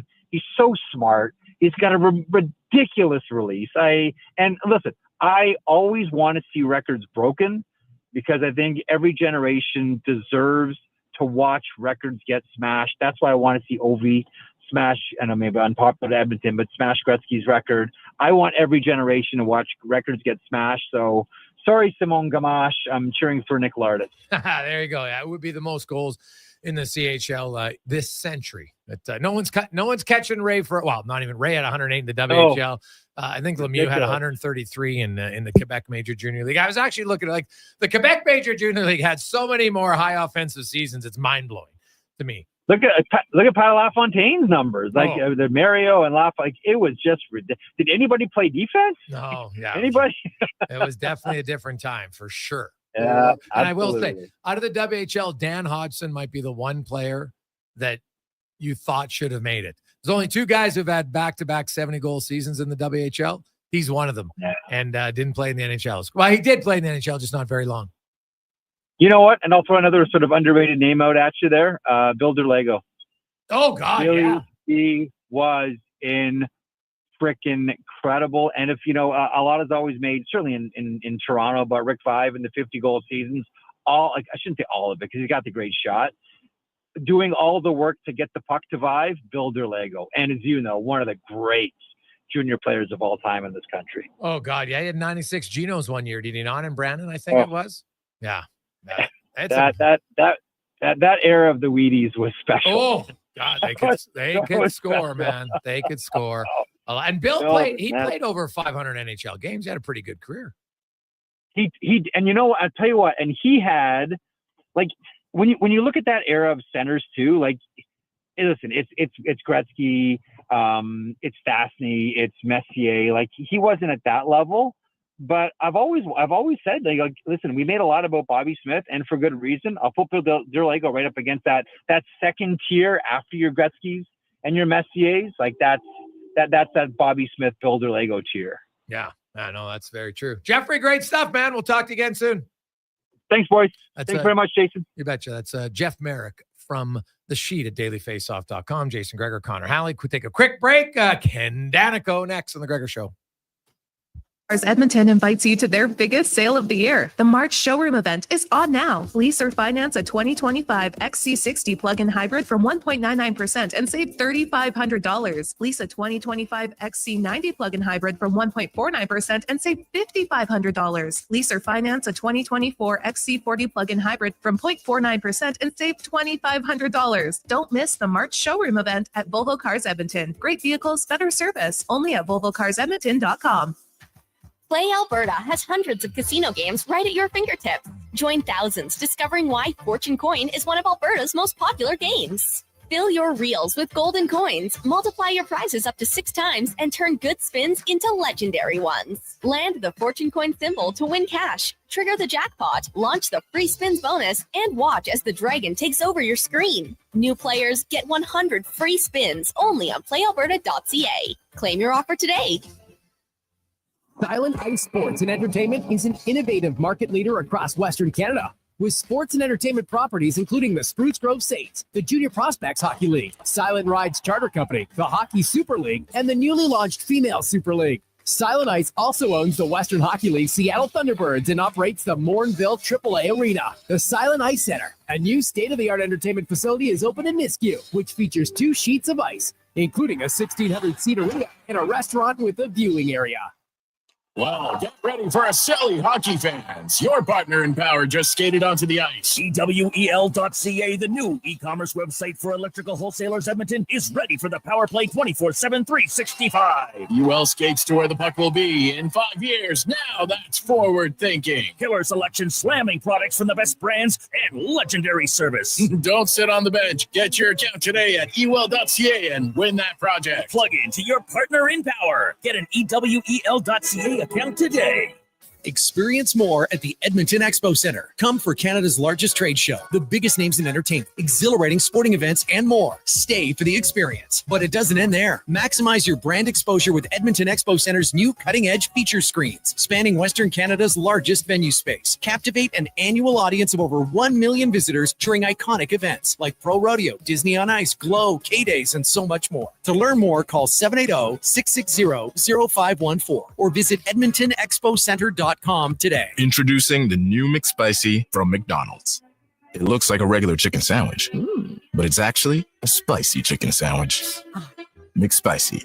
Consider yourself warned. Limited time only. Participate in McDonald's in Canada. Whether you're a craft beer connoisseur or more of a wine aficionado, there's always something new to discover at Sherbrooke Liquor, a unique, family-owned, independent liquor store. The selection? Incredible. The non-alcohol section is also very impressive. Sherbrooke Liquor, expert, knowledgeable staff with a passion for unique finds. More than just a liquor store, we're a community. Alberta's best, the one and only Sherbrooke Liquor. Wine, spirits, and oodles of beer. Visit SherbrookeLiquor.com.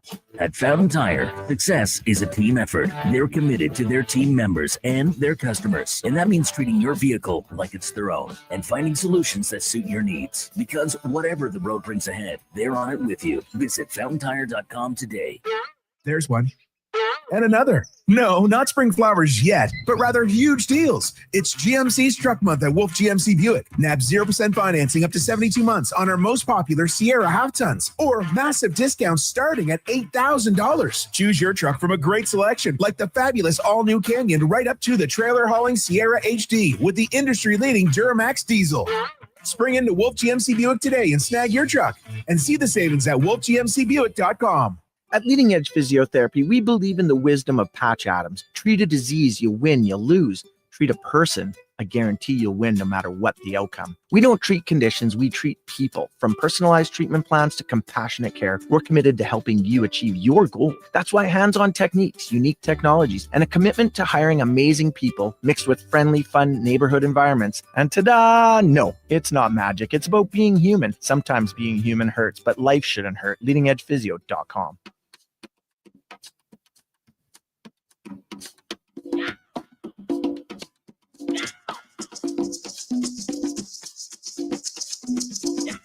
Portions of this hour brought to you by Sherbrooke Liquor. Sherbrooke is a house of curiosities, a mom and pop, a curated experience that is equal parts wine tastings and 2-4s for May long. See more at SherbrookeLiquor.com. From puck drop to kickoff, It's the Jason Gregor Show on Sports 1440. Presented by PlayAlberta.ca, Alberta's only regulated online gambling website.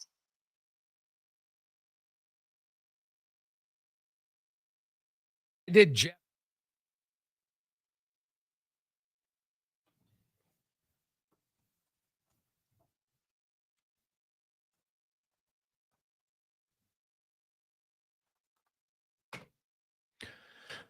.330, welcome back. Jason Gregor, Connor Halley. It is game day. The Oilers and the Devils coming up in about 2 hours and 15 minutes or so.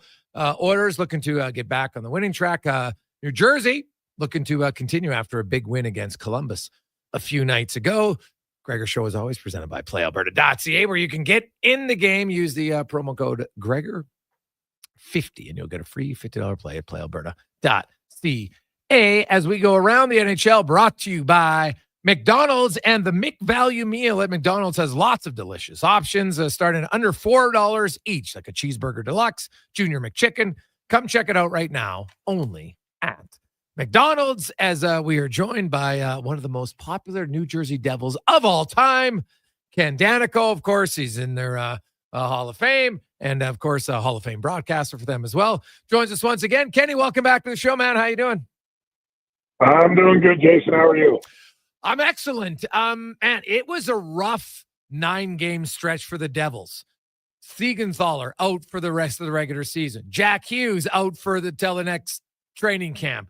Dougie Hamilton out for the remainder of the regular season. You're thinking, oh my goodness, like, wow, that's 3 key pieces. But I give Tom Fitzgerald credit. He said, we're not just throwing up the white flag. He went out and got Dumoulin. He got Cholowski on defense. He went out and got Cody Glass.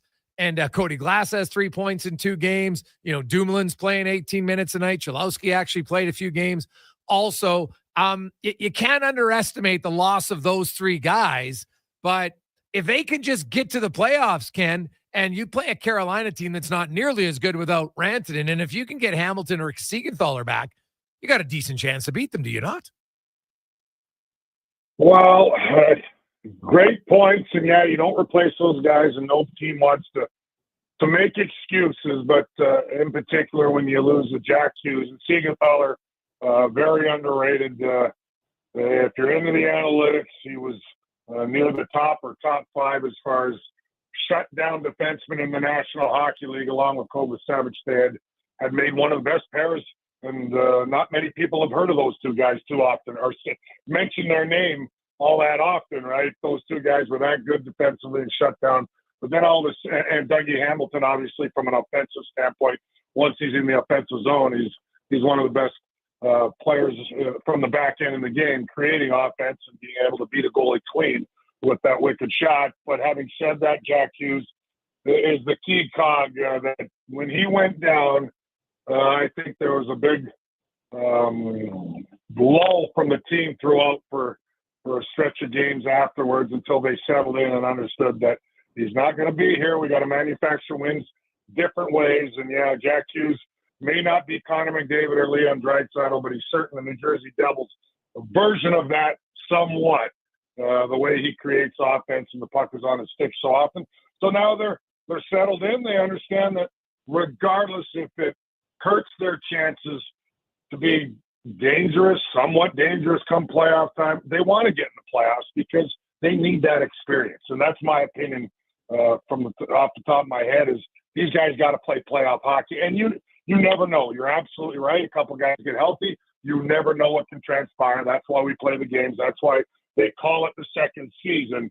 But things were fading fast for sure. And those couple of wins they got the last few games has made them feel a little more confident, a little better about their team. And I like what Fitzgerald did. I mean, some people questioned him and said we needed to make a bigger splash. Once those guys went down, I think he just wanted some warm bodies, guys that have played in the National Hockey League, guys that will be eager, hungry, and Cody Glass is a prime example in a short body of work, 2 games. He has played very well, just getting an opportunity here in New Jersey with the guys out. You look at this team, and you mentioned Dougie Hamilton. Like, I was just looking at, goals for against when he's on the ice. It's a massive drop-off from him to everybody else, even his own defense partner, for goodness sake. So he's clearly being a guy that helps things go offensively. Same with Jack Hughes. So now Jesper Bratt's going to have to do it. You know, Cody Glass, this guy's a former 6th overall pick. Like, he had some offense and maybe he's never been given, you know, much of an offensive rope. But when I look at that team, you know, Cody Glass is probably going to get the best opportunity of his career here down the stretch with New Jersey in an offensive situation. Yeah, timing's everything, isn't it, Jason? I mean, when you want to try to get yourself settled and find a team that needs you and a team that gives you that opportunity, maybe in situations that you haven't had before. He, from 2 games that I've watched, very intelligent hockey player, plays a very smart game. He's good defensively. That's something the Devils have harped on this year, where they've improved tremendously. A lot on the back end with all the additions of Dylan. Everything is advertised, the physicality, and Kovacevic we mentioned, and certainly Brett Pesce. But he's got some offense. You don't get drafted 6th overall for no reason, and now he's just trying to find a place where he's needed. And right now he's needed. And for 2 games anyway, he has certainly made the most of it, and they're going to need more from him. But you nailed it. The Devils are going to have to rely on Hischier, Pratt, Meyer, those 3 in particular, to provide the offense. The goals have been harder to come by, in particular after January, after a great first half of the season where they're still one of the top teams defensively as far as giving up goals.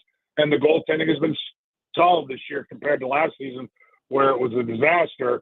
But just on the back end, there's so much more sound and better sticks and more physical and box out, all the things you need to be a good defensive team.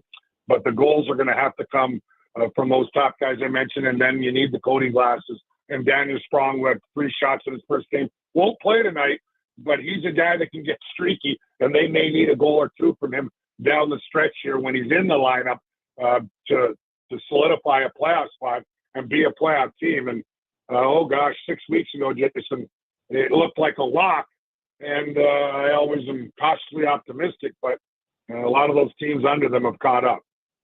Ken Daneyko joins us, analyst for the New Jersey Devils. Ken, Jake Allen getting the start tonight? It looks that way. And Markstrom was in the starter's net, so maybe they're playing a little games here along the way. I thought Markstrom was going to start once more, coming back from injury, still trying to find his rhythm. I mean, he's been terrific all year, but anytime you come back from an injury, it takes a little time, I think. But Jake Allen has done everything and then some as far as that veteran backup 1A type goaltender, where he's been outstanding. He shut out the Oilers way back in Edmonton, where the Oilers had plenty of chances and probably outplayed the Devils by quite a bit in that one, where the Devils, I think, won 3-0, if I'm not mistaken. And coming off a real good game in Philadelphia, his last outing, 3-1. So it looks like Jake Allen is going to be the starter against the Oilers tonight. But man, has he been good? And I don't even think that we expect him to be as sound and good as he's been. But he really looks like the Jake Allen that was a top goaltender back in St. Louis 5-6 years ago.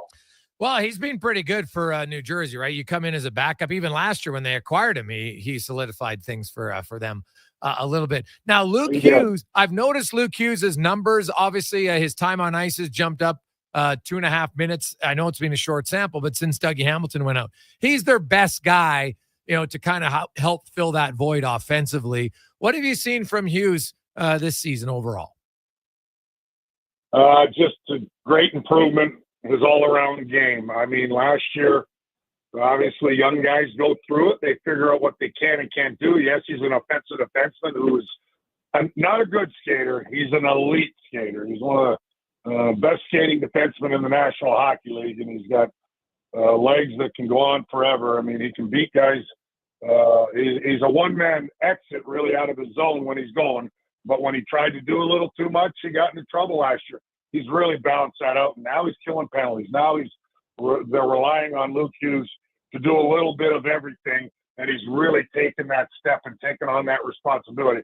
I love the way he's played. Love to see the maturation of young defensemen. Once they figure it out, and it looks like he's figuring out how to balance that offensive attack without trying to do too much, without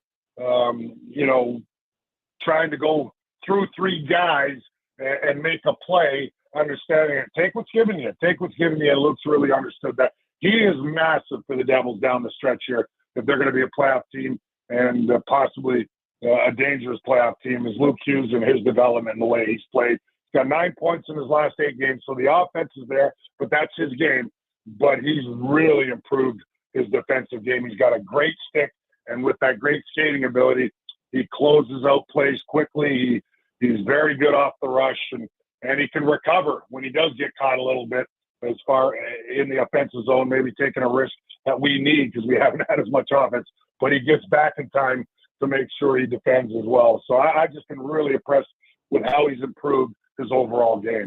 Ken, Dawson Mercer 2 years ago had the 27 goals, 56 points in his second year, and people are like, oh, this guy's pretty good. Then he followed it up. He had another 20-goal season, but only 33 points.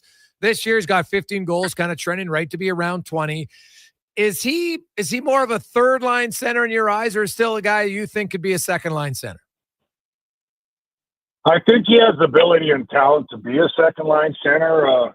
Ideally, in my opinion, if you're a Stanley Cup contender, he would be an unbelievable third-line center, but he's been playing the wing a lot. He's really picked up his game now that he's playing the center position. He gets a little more touches, a little more skating, and gets himself a little more involved in the game. He's a natural center.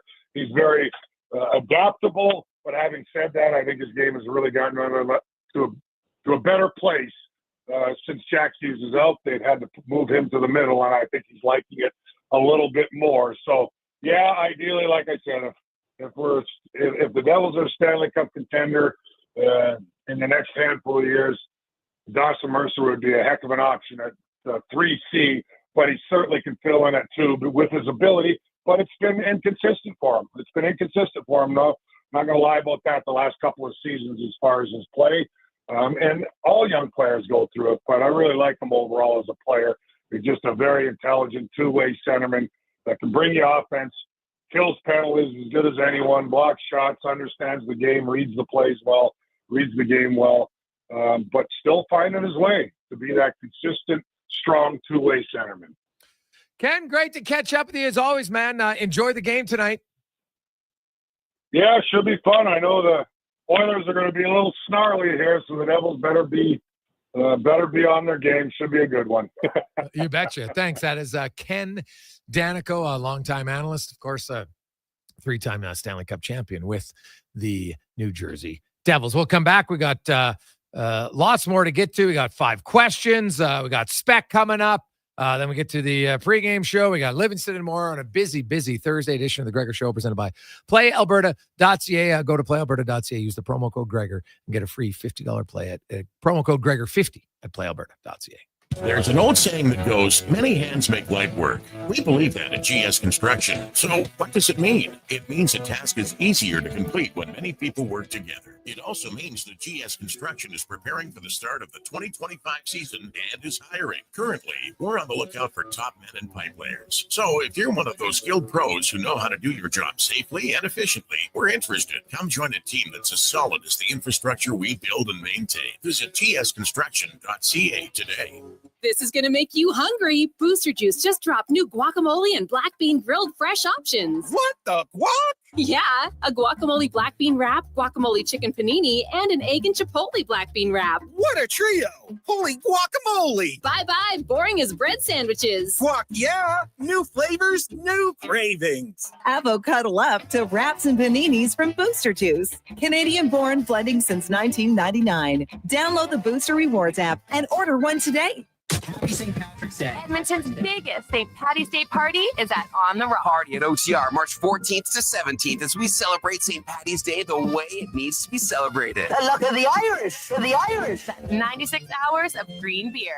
5,760 minutes of mayhem, including live entertainment. Irish dancers. And all the festive Irish food you can handle. Celebrate St. Patrick's Day at On the Rocks. On the Rocks. Your Kiss Me, I'm Irish headquarters. Only if you're into that sort of thing. Jasper Ave and 18th. Saturday nights were made for WHL Hockey and Ice District. Family fun that's second to none, starting at just $20 a seat. And this Saturday, your Edmonton Oil Kings square off with their Eastern Conference rivals, the Prince Albert Raiders. The Oil Kings will wear vintage specialty jerseys just for this matchup that'll be auctioned and raffled off after the game. Plus, at every home game, score Calmont Kids food combos for $10 or less. The value is king-sized. Edmonton Oil Kings, Prince Albert Raiders. This Saturday night at 7. Great family entertainment at Rogers Place starts at just $20 a seat. Save on day of game pricing now at oilkings.ca.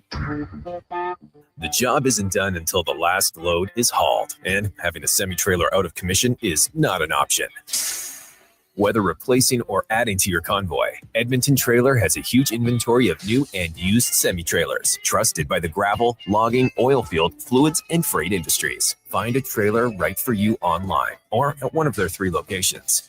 For sales, service, parts, rental, and finance. When you're in it for the long haul, Edmonton Trailer. Saturday nights were made for WHL Hockey and Ice District. Family fun that's second to none, starting at just $20 a seat. And this Saturday, your Edmonton Oil Kings square off with their Eastern Conference rivals, the Prince Albert Raiders. The Oil Kings will wear vintage specialty jerseys just for this matchup that'll be auctioned and raffled off after the game. Plus, at every home game, score Calmont Kids food combos for $10 or less. The value is king-sized. Edmonton Oil Kings, Prince Albert Raiders. This Saturday night at 7. Great family entertainment at Rogers Place starts at just $20 a seat. Save on day of game pricing now at oilkings.ca. The Alzheimer's Face-Off presented by Christensen Communities Limited hits the ice April 25th to 27th. This Edmonton-based tournament pairs hockey fans with some of their favorites from the NHL Alumni Association for a fun-filled weekend featuring a champions luncheon and tournament. Teams are already fundraising in the community, enabling the Alzheimer's Society of Alberta and Northwest Territories to continue providing help for today through free education programs and support services, and hope for tomorrow through research. For more information or to learn how you can get involved, visit alzheimersfaceoff.ca. Volvo Cars Edmonton invites you to their biggest sale of the year. The March showroom event is on now. Lease or finance a 2025 XC60 plug-in hybrid from 1.99% and save $3,500. Lease a 2025 XC90 plug-in hybrid from 1.49% and save $5,500. Lease or finance a 2024 XC40 plug-in hybrid from 0.49% and save $2,500. Don't miss the March showroom event at Volvo Cars Edmonton. Great vehicles, better service. Only at VolvoCarsEdmonton.com. Truck Month is on now at GMC, and it's one of the best times to get behind the wheel. Right now, get a $5,000 cash purchase credit on 2025 Sierra HD models with a 13.4-inch diagonal center touchscreen, and available Duramax 6.6-liter turbo diesel V8 engine with 470 horsepower. Plus, the most trailering assistance technologies in its class. Sierra has some serious hauling power and is the only off-road ready HD. Truck Month is on now. Ask your GMC dealer for details.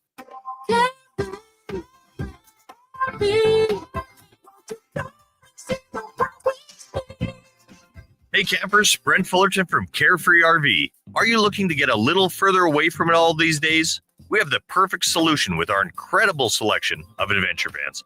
From luxury touring to off-grid and all-wheel drive, experience companies like Road Trek, ProLite, Coachman, and of course Winnebago. You can get away and start your adventure today with carefreerv.ca.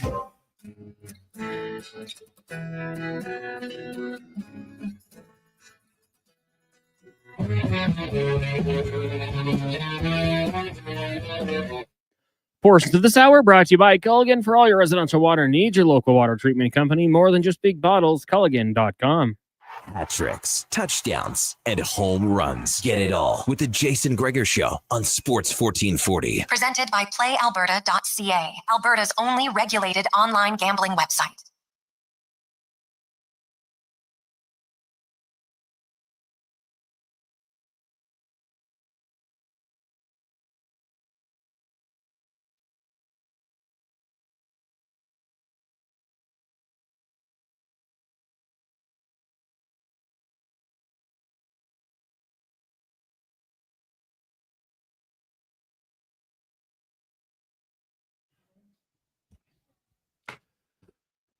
Woo! Man, this day is just flying right by. Love it. Hey, be safe on the roads. You make your way home. Get your lights on, please. Lots of snow around, which I don't mind. I'll be honest. It's mid-March. Like, we knew the snow was coming. It's not warm enough to get rid of it all. So I personally, I don't mind it. It just looks better. Like, to me, I'm like, let's just get a good melt in April, and then boom, everything's green. That's the ideal for me. So a little extra snow, not bad. Not bad. Let's get to 5 questions brought to you by The Brick and their mattress stores. Spruce Grove, Edmonton, Leduc. If you're having a bad sleep and you're like, enough's enough, maybe you got to get the right mattress. Go see their experts, and they will ensure that you get the mattress that can help you have a better sleep. The Brick Mattress Store. It's time for 5 questions on the Jason Gregor Show. All right, Jason, Oilers Devils tonight, just after 5:30. As per prediction, a prediction in the game, and let's mix in a nice bold one once again. Well, my God. You know what? My bold prediction is this. Leon Draisaitl is going to get 3 points tonight, and he's going to get 100 points on the season for the 4th consecutive year. He'll be the only player in the NHL. Now, Connor McDavid needs 18 points to be the second to have 100 points in each of the last 4 seasons. No one else can do it. It would also give him 6 100-point seasons in his career, and it would have been 7 in a row if it wasn't for the lockout of 20, because he had 84 points. In the shortened season, he had 84 points in 56 games. Now, I know McDavid got 100 points, but that was like nuclear season for him. But Draisaitl was easily on pace to get a 100-point season, which is too bad for him, unfortunately, because do you know the Gretzky did 13 years? No one else has ever done 6 in a row. So this is 4 in a row for Draisaitl. It's pretty impressive. Now, McDavid gets there. It'll be 5. You're seeing elite greatness right now in Edmonton. So I'm going to say Draisaitl 3-point night, and the Oilers win 5-2. Similar to what I had, I'm going to take an Oilers 4-2 win. Draisaitl scores 3, 1 assist to Jeff Skinner. And Jeff Skinner stays in the top 6 for back-to-back games. That's a goal and staying in the top 6. That's my bold prediction. It's going to be a 5:30-ish start today, Gregor. What is your ideal start time for an Edmonton Oilers hockey game? Well, it depends day of the week. I like 7 o'clock weekday games. I'm just kind of used to it. I like the 7. I don't like 7:30, and I hate 8 on weekday games. I will say on a Saturday, I'm a big fan of the 5 o'clocks. Like I found, you know what? If you got young kids, they can watch the game. If you're young and you're kind of in the party scene, you're like, woo, game's going on at 8. I'm done. I'm having fun. Now, I know some people don't mind the later ones, but I kind of find as a Saturday, I don't mind the 8 o'clock ones, but I would take a few more 5 o'clocks on the weekends. Yeah, you know what? I gotta say, at this point in my life, I'm kind of digging those weekend 11 a.m. games. Like I'm up, gives me the whole day to do whatever I want. Different times in my life, obviously it varied, but give me that 11 a.m. East Coast game on a Saturday or Sunday afternoon, or going into the afternoon. I absolutely love those right now. Question number 3 for you. Of the fringe teams in the NHL playoff hunt right now, is there one team that you personally want to see get into the playoffs?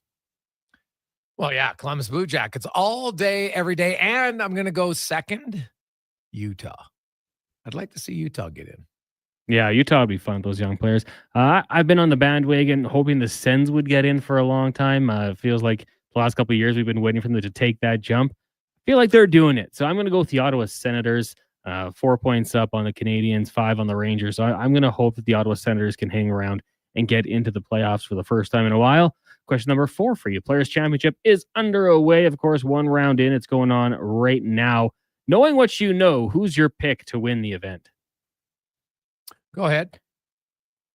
All right. The Canadian in me really wants to say Adam Hadwin. That's kind of the route I want to take, but I'm going to divert just a little bit. I'm going to go with Rory McIlroy. He's 4 under par right now, 15 holes in, 3 back of the leader. I'm going to say Rory McIlroy gets the job done this weekend. You're going to say Rory comes back, eh? Yeah, I'm going to roll with Rory. Has he ever won coming from behind? I know the Tiger, I think Tiger did finally in his last one, but he never had before. Yeah, obviously it would be great to see Hadwin. I'm probably going to go a little bit different than you. I'm going to stay with Lucas Glover. Right now, Glover sitting second spot. Yeah. 6 under par, done for the day. All right, final question for you. William H. Macy celebrating his 75th birthday today, of course, been in many roles in his career, But the one that always stands out to me is just how unlikable he was in Shameless as Frank Gallagher. Man, guy was not a good father. When it comes to TV shows, who would you say is your most unlikable character of all time? Oh, I probably have some recency bias. I stopped watching Yellowstone. I couldn't handle Beth anymore. It was just too much. It's too much. It was so fake. I'm like, come on. It was just no. Didn't. I'm just like I don't even know if I hate her. It was just like I tapped out. And it's really maybe the whole show. So it's not just one character. It was just a little bit too much for me. Like it was just too much over drama all the time. But a lot of it stemmed from her. Yeah, there's a lot I could go with. I kind of notoriously said I thought Breaking Bad was good. I don't think it was as great as others have said. But Skylar, oh, she drove me crazy. I did not like her in that show. And then another one, how about, he had a good redemption arc, I suppose, but Nate the Great from Ted Lasso, all that Ted did for him to do what he did going into the final season, did not like Nathan Shelley. So that would be the final one for me. All right. That's not bad. No else. It's funny. I love The Office. Like, I love The Office. I didn't really like Ryan Howard in The Office. Yeah. Like The Office, it's hard to be unlikable, character, but I don't know. He didn't really do it. He went from like quiet and funny to unlikable to hipster. Right? Like he wasn't that funny ever. And like, he didn't have like an odd quirk. He was just kind of, I don't know. There's nothing even like there were sometimes a guy would be annoying, but they say, okay, but he's got like that redeeming quality here. You know, like Dwight Schrute could be so annoying, but still really funny. Yeah. But there was nothing really redeemable about Ryan Howard in that show. And maybe that, and they maybe that's why they built him that way. So it probably fits in. But yeah, I probably would go with him for a comedy show. I'm like, he wasn't that funny. I wouldn't disagree. Stu says Ross from Friends, worst character ever. We had that discussion once. I had Phoebe as my most disliked character on Friends. Ross could, at times he did, but he also had some funny lines, man. Like he had, we were on a break. Oh God, it was so funny. Like I did like how at times, like he would just give it to Rachel, when she'd be whining about something. Like he had a few quirks that were a little bit odd. There's no question about it. Pivot. That pivot was funny. And then whenever he did that, his music was good. Oh, the keyboard and then the bagpipes too, I think. Yeah. Or what about, remember when he had the black pants on the date? Yeah. He had his moments, I thought. Oh God. Gregor Newman. What? Oh no. Newman was like unlikable at times, but also funny. Like he was just, like he was a good antagonist. I kind of liked Newman. He was pretty funny. Remember when he was just like, when Kramer had baked himself too much on the roof? And then Newman was fantasizing about eating him. Or when Newman, remember when Jerry dated the girl that Newman broke up with? Oh, so funny. I like Newman. He was annoying at times, but God, he had some. I thought he was funny at times. Like when they were playing Risk. Oh God, it's another classic. Yeah, I can't get on the Newman train, but I could see how some people would. But man, Newman was pretty funny. Hey guys, what about Janice? Ooh, yeah, Janice's voice in Friends was kind of tough, eh? Oh, then Ross hooked up with her. Classic. But they actually, I saw they did a interview about her laugh. And how she kind of just came, and that was really what one of the part was, she'd done it and she did it on one of the kind of scenes and all of a sudden made that laugh. And they're like, that's going to stick because it was kind of annoying. Well, not kind of, it was definitely annoying. But the truth about that is, somebody who has either a really annoying laugh or like a grating voice. And like and grating's probably the wrong word, but some women just have that really high-pitched voice. I'm just like, oh my goodness. Like, I don't know how someone could be married to them. It's just, to me, it's too high all the time. I don't get it. But that's why there's 8 billion people. Everybody has different tastes, what they like. But, hey guys, Steve Urkel. Did I do that? Yeah, he was kind of annoying at times. I could see that. I thought you might go with Caillou. Oh, yeah, but I didn't watch the show enough. Like, dude, yeah, he was the most annoying character that I banned from our house. I was just like, we're never watching that show. Him and his sister, that is the worst cartoon of all time, hands down. It's not even a discussion. There's no one should ever watch that. It just teaches your kid to be a whiny little POS. No, thanks. No, thanks. Oh, no. Hey, guys, what about Joffrey, Game of Thrones? Well, he was hateable, but you kind of like he was a great villain. Like, God, he was such an ass as the king, but that's what made him great. So there might not be a show that made villains better. That's a fair point. Like Joffrey. Oh, Ramsay, even like Cersei. Oh yeah, she was. I think she's the best villain around. Yeah, like they wrote them so well. Yeah. Hey boys, Gerald McRaney is George Hurst in Deadwood. Never seen it. I've never seen Deadwood. Okay.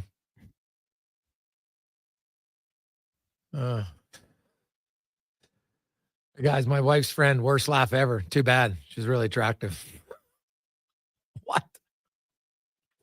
Oh, so you're saying just couldn't get over it? Yeah. Okay. I get Skylar White from Breaking Bad, easily the most unbearable character of all time. That one from Aaron. That's who I had too. She was the worst. She might have made me dislike that show. I've never seen Breaking. Well, I saw a few episodes, but I couldn't get into it. I was kind of too late to the party, and I'm just like, you know what? I'm playing catch up now. I can't do it. It's a good show. I don't have it as one of my greatest of all time, but it's a good show. I watched the whole thing, so I couldn't have hated it that much. But oh man, she'll grind your gears. 9 years commitment. It's the longest commitment of your life. Well, yeah, almost. Well, the Chargers, I guess. But I binged it. I got into it in like season 4, so I didn't watch. So you didn't watch the first 3 seasons? You just picked it up in season 4? Like I didn't start watching it live. Like I binged the first 3 seasons. Oh, okay. So it didn't take me 9 years. Oh, okay. Great ending to the show. Like some great scenes, but I don't know. It wasn't my favorite. Okay. No. Well, not everybody's gonna like every show. That's it. Like some people don't like Seinfeld. I question their sanity. I question it. Let's get to the con man and a sports 1440 update brought to you by Booster Juice, or stop in at Booster Juice. 3 new food options for you to enjoy: the guacamole chicken panini, egg and chipotle black bean wrap, and the guacamole black bean wrap. Try it today at Booster Juice. This is the Sports 1440 update. Game day, the Edmonton Oilers on the road out in Jersey, set to take on the Devils. Puck drop 5:30. We've got pregame coverage for you here on Sports 1440 with Andrew Walker and Jason Gregor. That gets going at 4:30 here. Elsewhere, you got the Bruins taking on the Sens. Toronto hosting Florida Lightning in Philly. Penguins up against the Blues. Golden Knights head to Columbus. Wild host the Rangers. Caps in Los Angeles, and the Sharks taking on the Chicago Blackhawks. Calgary Flames forward Connor Halley has been suspended for 2 games without pay for elbowing Vancouver Canucks defenseman Elias Pettersson last night. Was assessed a minor penalty for interference on the play. In the association this evening, you got the Wizards in Detroit. Bucks host the Lakers. Nets taking on the Bulls, Pelicans, and Magic. And the Kings meet the Warriors. After suffering an ankle injury, it's a very long shot that freshman star Cooper Flagg will be able to play in the ACC tournament semifinals for Duke. The 6'9" Flagg rolled his left ankle in the first half of the top-ranked Blue Devils 78-70 quarterfinal win over Georgia Tech.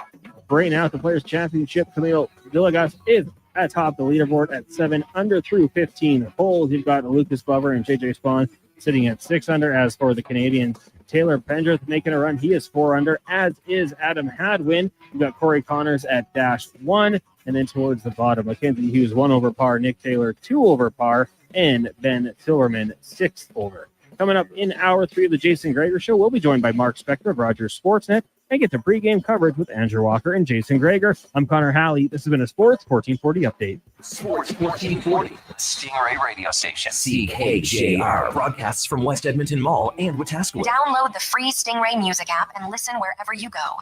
Days are night, tasting just so right. You can order food on noodles, 307, welcome.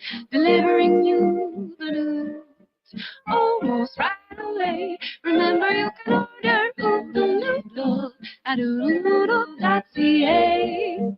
So stay on your couch all day and order oodledoodle.ca.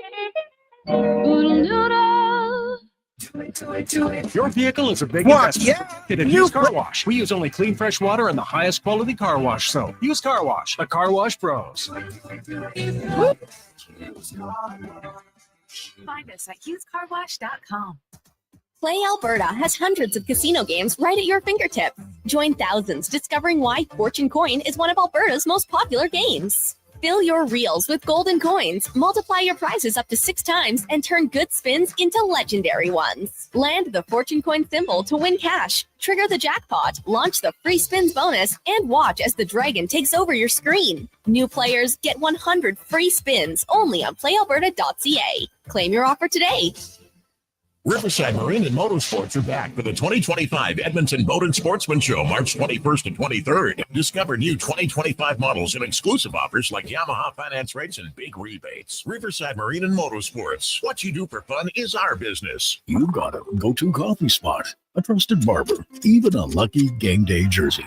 But when it's about looking your absolute best, there's only one name you need. Mr. Dirk. Family run since 1939, we're experts in crafting impeccable tailor-made suits and offering a wide variety of everyday styles. Pair that with personalized one-on-one fittings and the convenience of on-site tailoring. Mr. Dirk elevates your style game. Visit our Edmonton store or explore MrDirk.com. Score big on style with Mr. Dirk.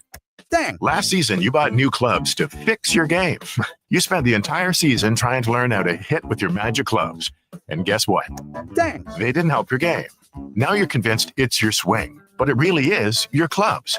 Even though you were told the ones you bought were the best ever made, if they were, you would have gotten better. Every day at Fitted Golf, we continue to prove the right clubs make all the difference in the world.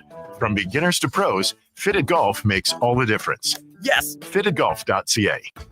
Actions speak louder than words. Japa Machinery Group puts your construction plan into action with XCMG construction machinery you need. Available for rental or sale. Learn more at japamachinery.com. Introducing the new McSpicy from McDonald's. It looks like a regular chicken sandwich, but it's actually a spicy chicken sandwich. McSpicy. Consider yourself warned. Limited time only. Participate in McDonald's in Canada. People are always curious about what GS Construction does. They know it's something to do with construction because it's in our name. But our work at GS Construction isn't just about the projects we do. It's about people. This season, you'll see GS Construction improving underground infrastructure in the places we call home. So we're looking for crew members to work with motivated and friendly team members. Sound like you? If you want to join a team that cares about the community, your community, visit gsconstruction.ca and apply today. Mr. Ruther checks off his bucket list. Skydiving is tops on my list. I want to go to Bali. What's at the top of your bucket list, Mr. Ruther? Definitely the Rubbermaid H2864R. It has 14 quarts of capacity with a spill-free pour spout and a corrosion-resistant handle. Wow, what a bucket. You know that a bucket list isn't a list of nice buckets, right? I do. That's how good this bucket is. For a plumber with buckets of plumbing passion, call Mr. Ruther. Are you tired of waking up tired? Are you tossing and turning all night and stiff and sore the next morning? If your sleep is suffering, it's time to visit the Brick Mattress Store. Their sleep experts will help you find the right support for a restful night's sleep.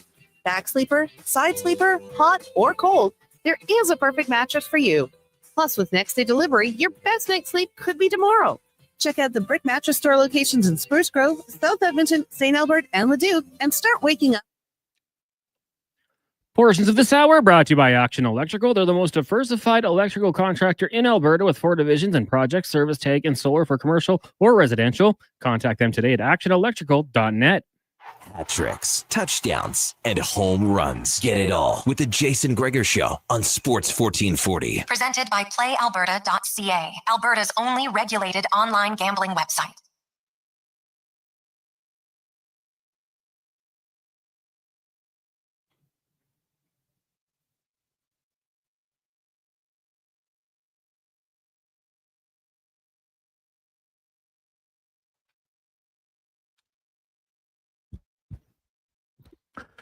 Welcome back. It is game day on Sports 1440, Oilers Nation, YouTube, Facebook, X, and Instagram, sports1440.ca. You're listening on the app. Thank you so much. Hope you're having an awesome day.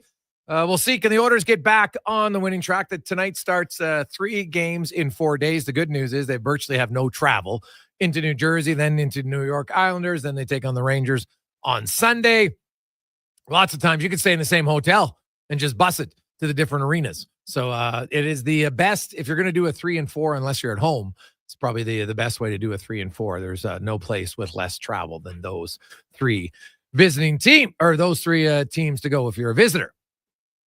Gregor Show is always presented by PlayAlberta.ca. Get in the game at Alberta's only regulated online gambling website. It's your one-stop shop in gaming, casinos, lotteries, and more. And remember, it's the Daily Grand. It's Thursday. You can win $1,000 a day for the next 20 years. $7.3 million. You can get it in a lump sum, or you can just do it once every day. I kind of like the latter. Keep me excited. Just get something to get excited for every day. Let's talk some Oilers and a few other things as we get to the Spec Report brought to you by GS Construction, where they are hiring your underground infrastructure specialists. They love promoting from within, and they've done it. So if you're just, you're just starting out in your career, maybe you're looking for a career change or work for a company that will give you lots of opportunities to grow, go to Indeed.com and look up GS Construction as Mark Spector from Rogers Sportsnet joins us once again. Spec, how you doing? Doing all right. Looks like a guy's got some shoveling to do here, huh? Oh yeah, baby. It's it's March. The good news is it's light. It's a lot of blowing snow though, so make sure your lights are on, people, when you get on the roadways tonight, because the blowing snow, especially when you get on the Henday and other freeways and stuff, it can be a little blinding. So turn your lights on. Everybody gets home safe, so you can yell at your TV screen as the Oilers play the New Jersey Devils tonight. And a little bit of line juggling, nothing much. Skinner moves up, Podkolzin moves down. Kind of I think that we kind of know who the coach was talking about when he talked about giveaways and not producing. Yeah, that's pretty much summed up Podkolzin last game. It's time for Skinner again to get another shot up here, and I think it's time for him to figure out how to stay up there.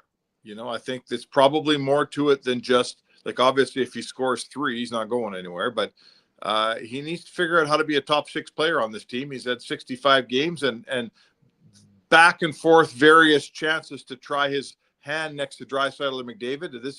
If this one doesn't last, it might be his last one, Jay. So let's see how he does tonight.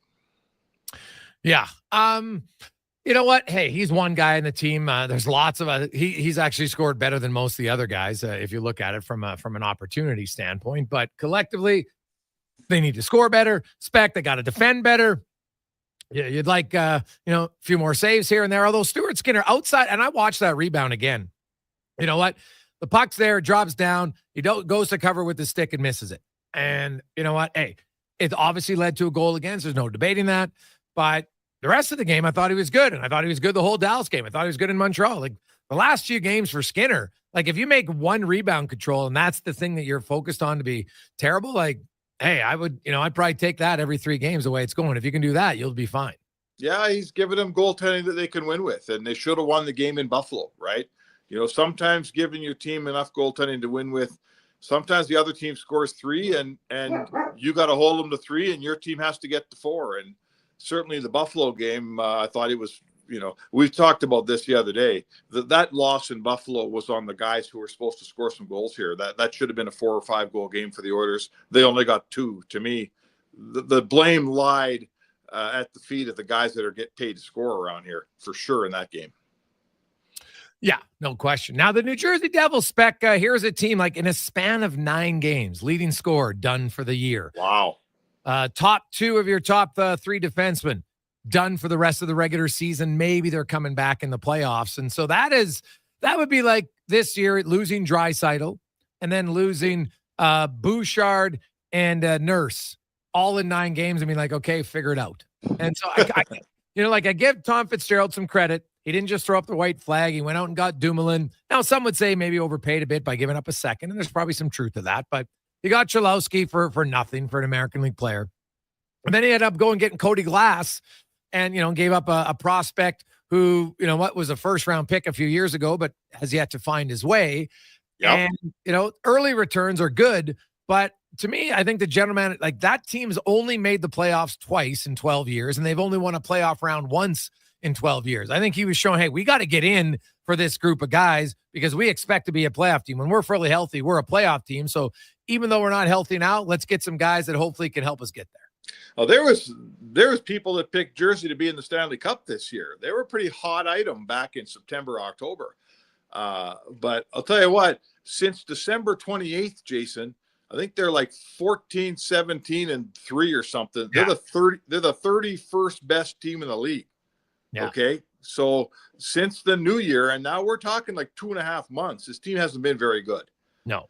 And they're in a division that frankly isn't that good. So, their divisional games, it's not like they're playing in that Atlantic division with, Florida and Tampa and Toronto. So it's been obviously a tough year for injuries, but it's time for Fitzgerald to build something there. Like that team, yes, they've got injuries, and yes, it's going to be tough here down the stretch, but they haven't been that good even before they got the injuries. So I'm not sure what's going on there, but they got to take a step, and Fitzgerald's got to figure out how to get them to take that step. Who are they going to get in the first round? Carolina? Is that how it looks?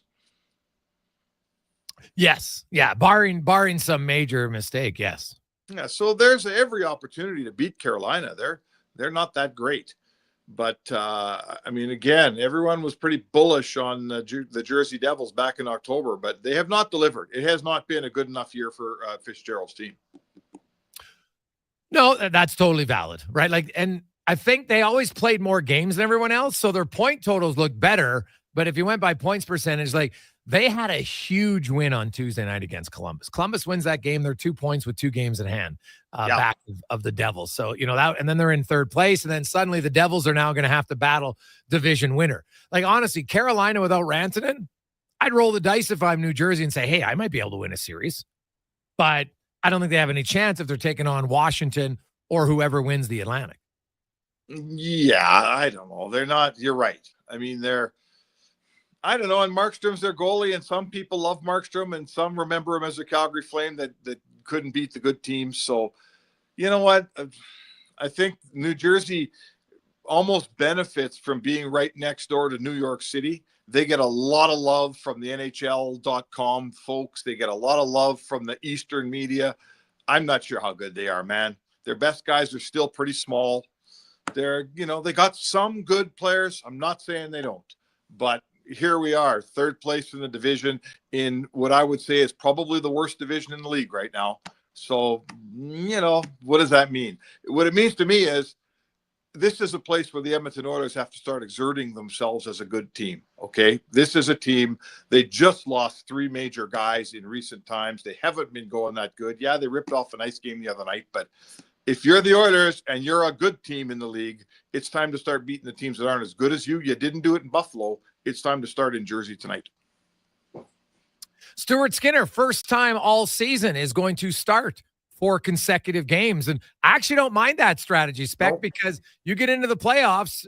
He's obviously not going to play tomorrow, but you get into the playoffs and you're going to be starting every second day. So I wouldn't mind if all of a sudden down the stretch here, they do have Skinner playing, 4 games in a row, all things considered, if he's playing decent and everything. But I do think there's something to be said about it, that, if you can ramp it up a little bit and the guy just kind of, muscle memory, everything else gets a little bit more used to playing a few more games in a row here or there. They don't have to do it all, of course. I'm not going to play him into the ground. That doesn't make any sense. But, if he does it, now and maybe one other time, maybe, to me, I don't think it hurts at all.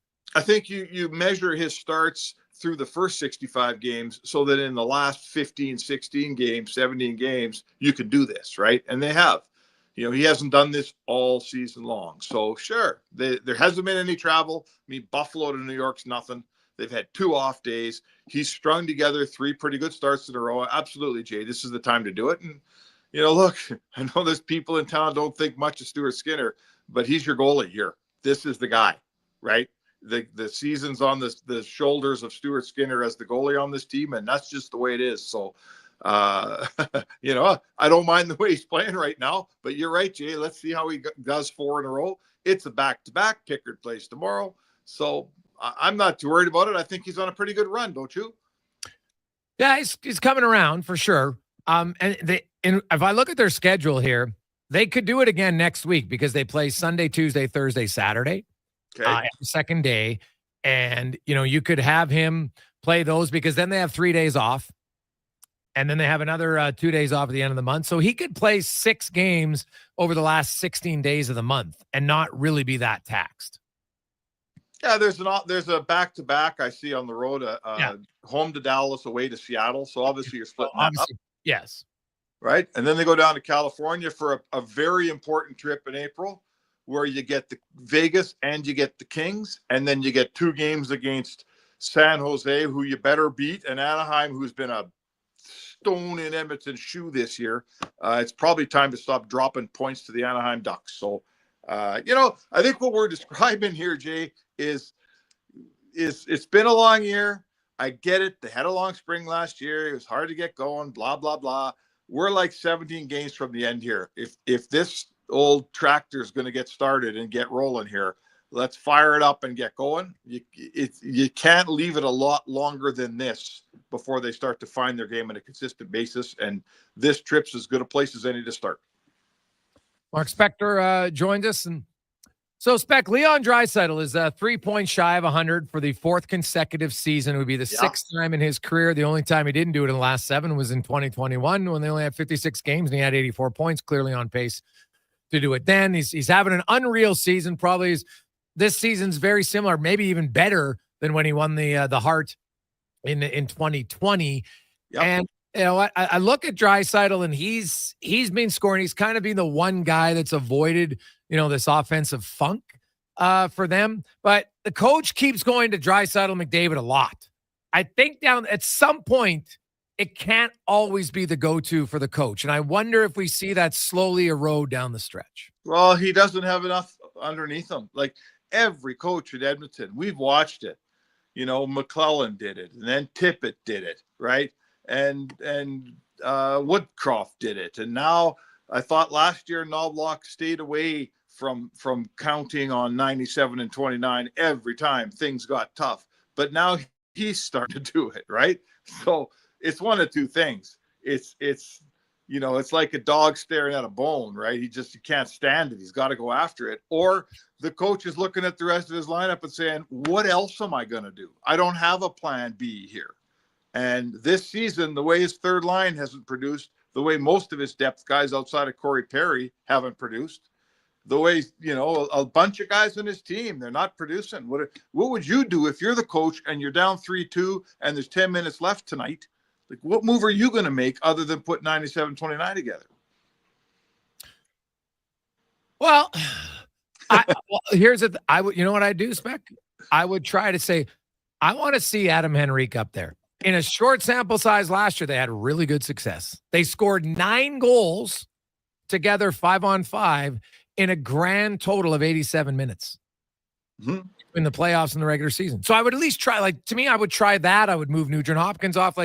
I would try some. We know what McDavid and Draisaitl can do. And I have no problem doing it after every penalty kill. Make that no mistake. I'm talking when it's 1-0 and now it's early in the second period. Oh, we're going to go to McDavid and Draisaitl. I think it really weakens your team. Something's got to happen with Nugent Hopkins here. He's got to help more, right? So I see what you're saying with Henrique. Sure. Skinner up there. Sure. When Frederick gets in this lineup, maybe he gets up there. Sure. Nugent Hopkins, he's got to start to do something to hold that spot, because right now he's just getting it from acclamation, right? They're just giving him the spot and he's not earning it. He hasn't earned it all year, production wise. So, he's kind of like that guy that gets the big check for something he did years ago. He's just skating next to McDavid. He's got how many even strength points he has? 26 or something this year. I don't think it's that high. Let me double check. Oof. In a season spent next every shift next to Connor McDavid, you got mid-20s in even strength points. That's just not enough. He's not producing enough. And he actually has 16 points 5-on-5. And just for the record, he's only played 52% of his 5-on-5 minutes with McDavid. But yeah, he only has 16 points. He's 10th on the Oilers in 5-on-5 points. And despite being What is he? 7th in minutes because obviously some of the D-men. So when I look at forward minutes, yeah, there's no question that Nugent Hopkins has to produce more. But the truth is, I've always said that Nugent Hopkins has never been a big 5-on-5 producer, which is why he's there for other reasons I get. But when their line's getting caved in, then those other reasons aren't valuable anymore. Yep. It's like the depth guy that's around because he's a great penalty killer, and the Oilers penalty kills 25th. Yeah. What's he really doing? So yeah, we kind of keep coming back to a theme here, you and I, about guys that aren't doing what they're paid to do, what they're expected to do, guys who have roles on this team that they're supposed to fill that they're not filling very well.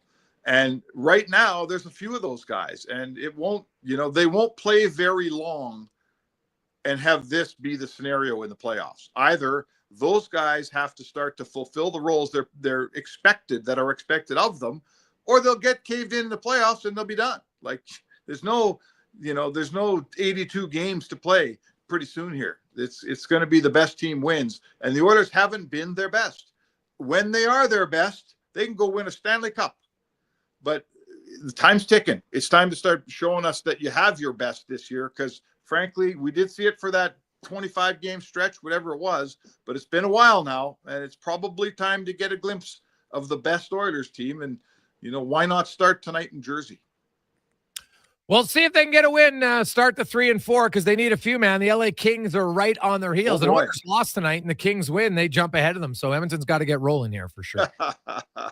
Isn't that something? Well, what do you think? Okay, and I'll let you go, but it's starting. It looks pretty much like Minnesota's going to be the team.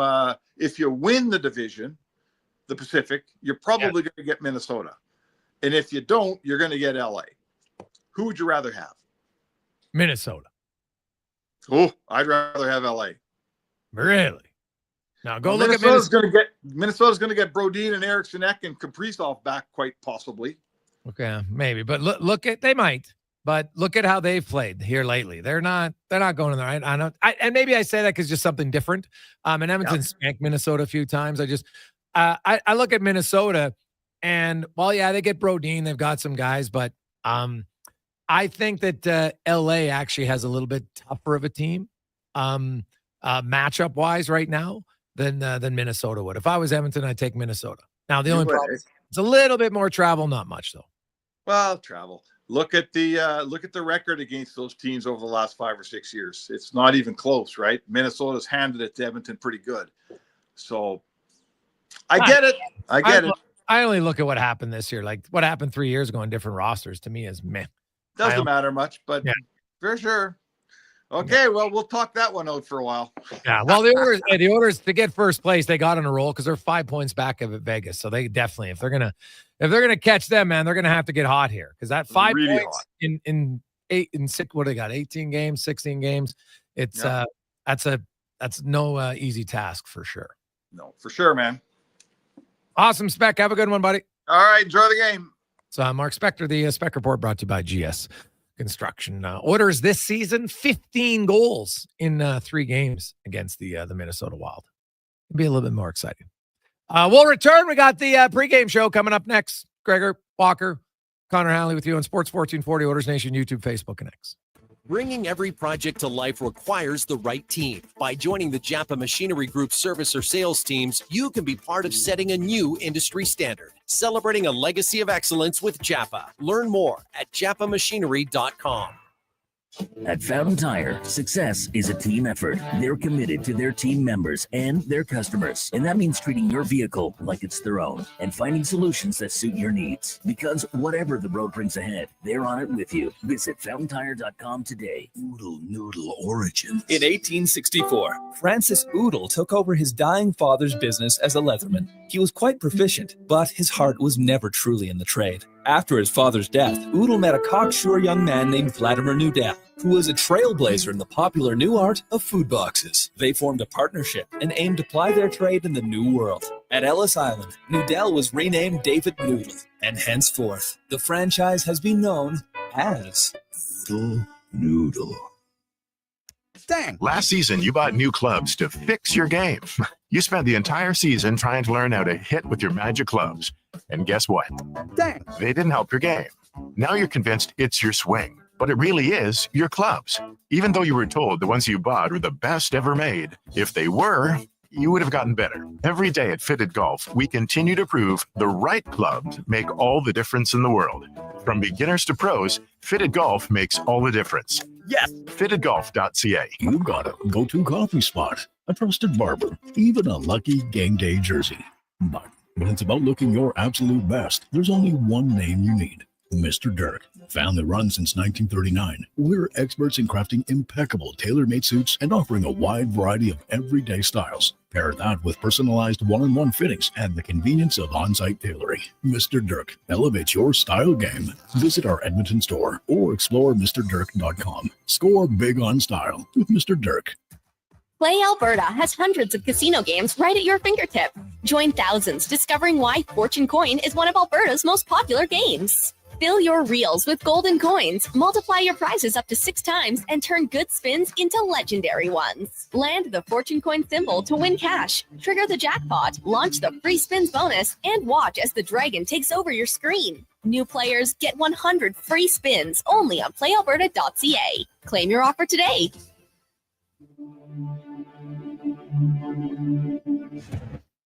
Portions of this hour brought to you by On the Rocks. Watch every Oilers game at OTR with $5.25 Molson Canadian, $5 Pink Whitney shots, and 60-cent wings. Plus, play Oilers score and win for your chance to win On the Rocks gift cards. Oilers hockey at OTR. Book your table today. Jasper Ave in 118. Sports 1440 presents the Cross Mitsubishi Pregame Show, powered by Cross Mitsubishi at 34th Avenue and 96th Street. They offer a huge selection of new and used vehicles. Check them out today. Here's your pregame host, Andrew Walker.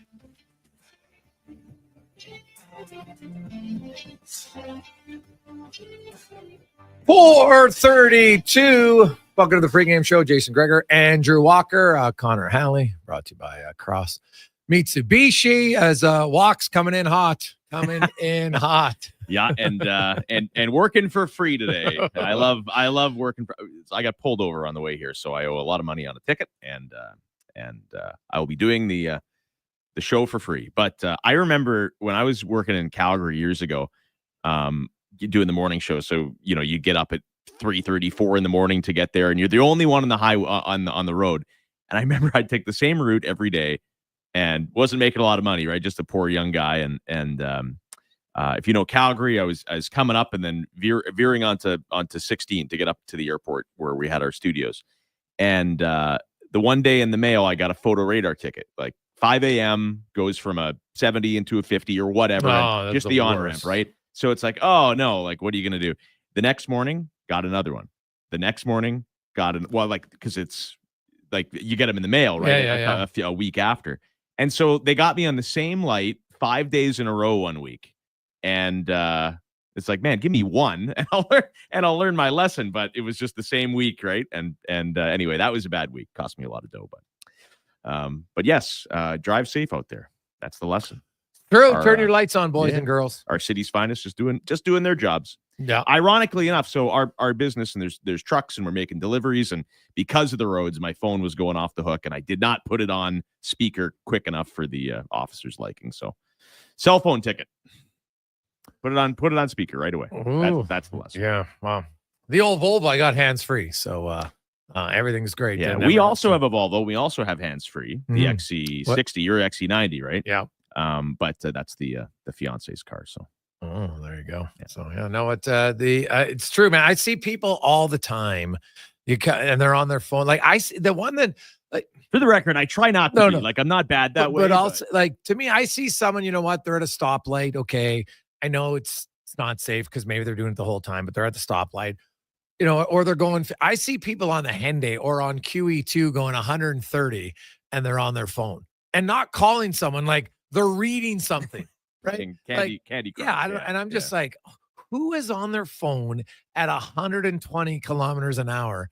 Like, you're not talking on it. You're clearly looking at something. That one always, I'll give him the horn right away. I'm like, what are you doing? I don't know. Business doesn't stop, I guess, but I don't know if it's business. See, I need to angrily text the Sports 1440 Weiss Johnson text line while I'm driving about, Jeff Skinner and Stuart Skinner and Evan Bouchard, right? That's what we have to do. So, but yeah, Devils tonight. This is, I had a feeling we did the show on Monday, I guess it was, against the Buffalo Sabres, and that Sabres game, didn't it go the exact way all the Oilers Sabres games just naturally go? Like every little thing that we threw out in the pregame show and the cautionary tale, even the over under, right? It was over under 2.5 goals in regulation for the Oilers. Sure enough, it went under. I didn't think, it's a couple days after the fact now. I didn't think they were that terrible, right? They hit 5 posts. Luukkonen was great. How much of it is I heard you talking about it this week, but how much of it is like no excuses. You cannot lose that game to open a road trip. And if you package that game from the Oilers, do they win the rest of these games on any given night, Well, the Rangers are a hard one because from game to game, they still got a lot of talent. This New Jersey team isn't very good. Lately, they haven't been good for 2 months. And now no Hughes, no Dougie Hamilton, no Siegenthaler. And I know they got a huge win against Columbus 2 days. So they'll feel good about themselves. And hey, the Oilers just lost to Buffalo. So trust me, I'm not sitting here saying the Oilers, this is an easy game by any stretch of imagination. But my goodness, at some point, like I thought Edmonton was actually starting to find their game. I thought they played well against Montreal. I thought they played quite well against Dallas. Yeah, I agree. Yeah. And there was time like that Buffalo game, that actually should have been a blowout. They should have been up 3-0 in the first 15 minutes. But right now, man, they couldn't score in a brothel. So that's their problem a little. Now, I know people hate the first goal, and that's valid. Like, Skinner makes a save, and then he goes to get the rebound, and he misses it with his stick. And it was brutal. It's obviously, it can't happen. But as Struddy pointed out, your defenseman should never let a guy take a shot from 6 feet inside the blue line and beat both of you back to then. He says you're supposed to, regardless, your job as a defenseman, regardless if the goalie saves it or not, is to get in the guy's way. That's what's right now. Struddy's an NHL defenseman. Right? Yeah. That's what he said. He goes, there's other mistakes. Now the Podkolzin one, right? Like those, and that's probably the first time we've heard the head coach say, hey, if you guys aren't contributing offensively, you can't be having turnovers like that. Right. Right. And so I think maybe, and now Podkolzin's down into the bottom 6, which is probably where he fits better anyway. Like I can't really rip on Podkolzin, okay, because most of his puck management's been pretty good this year. I haven't seen a ton of glaring errors from him very often, just like we don't see a ton of finish from him either. But, the coach is like, you know what, he'll point it out and we'll see. But the Oilers as a team tonight, if they can manage the puck better in all 3 zones, they should win the game because they have more skill. This goal on Skinner, I hated it, and I understand what Struddy's saying. At the same time, like it's a 1-on-4. He's from the slot. It's not a great scoring chance. And the second that Skinner is trying to just corral the rebound, I would relax too if I'm a D-man, because like you're an NHL goalie, you can't kick that out to Thompson and fumble with it. Is bad goal, but at the same time, what's done is done. The game was later on tied 1-1. It was later on tied 2-2. So how I look at Skinner, I mean, I hated the goal, but how did you play after that? And after that, he was fine, I thought. Right. So, when the score's tied at 2 in the third period, that bad goal is a little irrelevant at that point, right? Like you're in a game, you got to come up with the next save.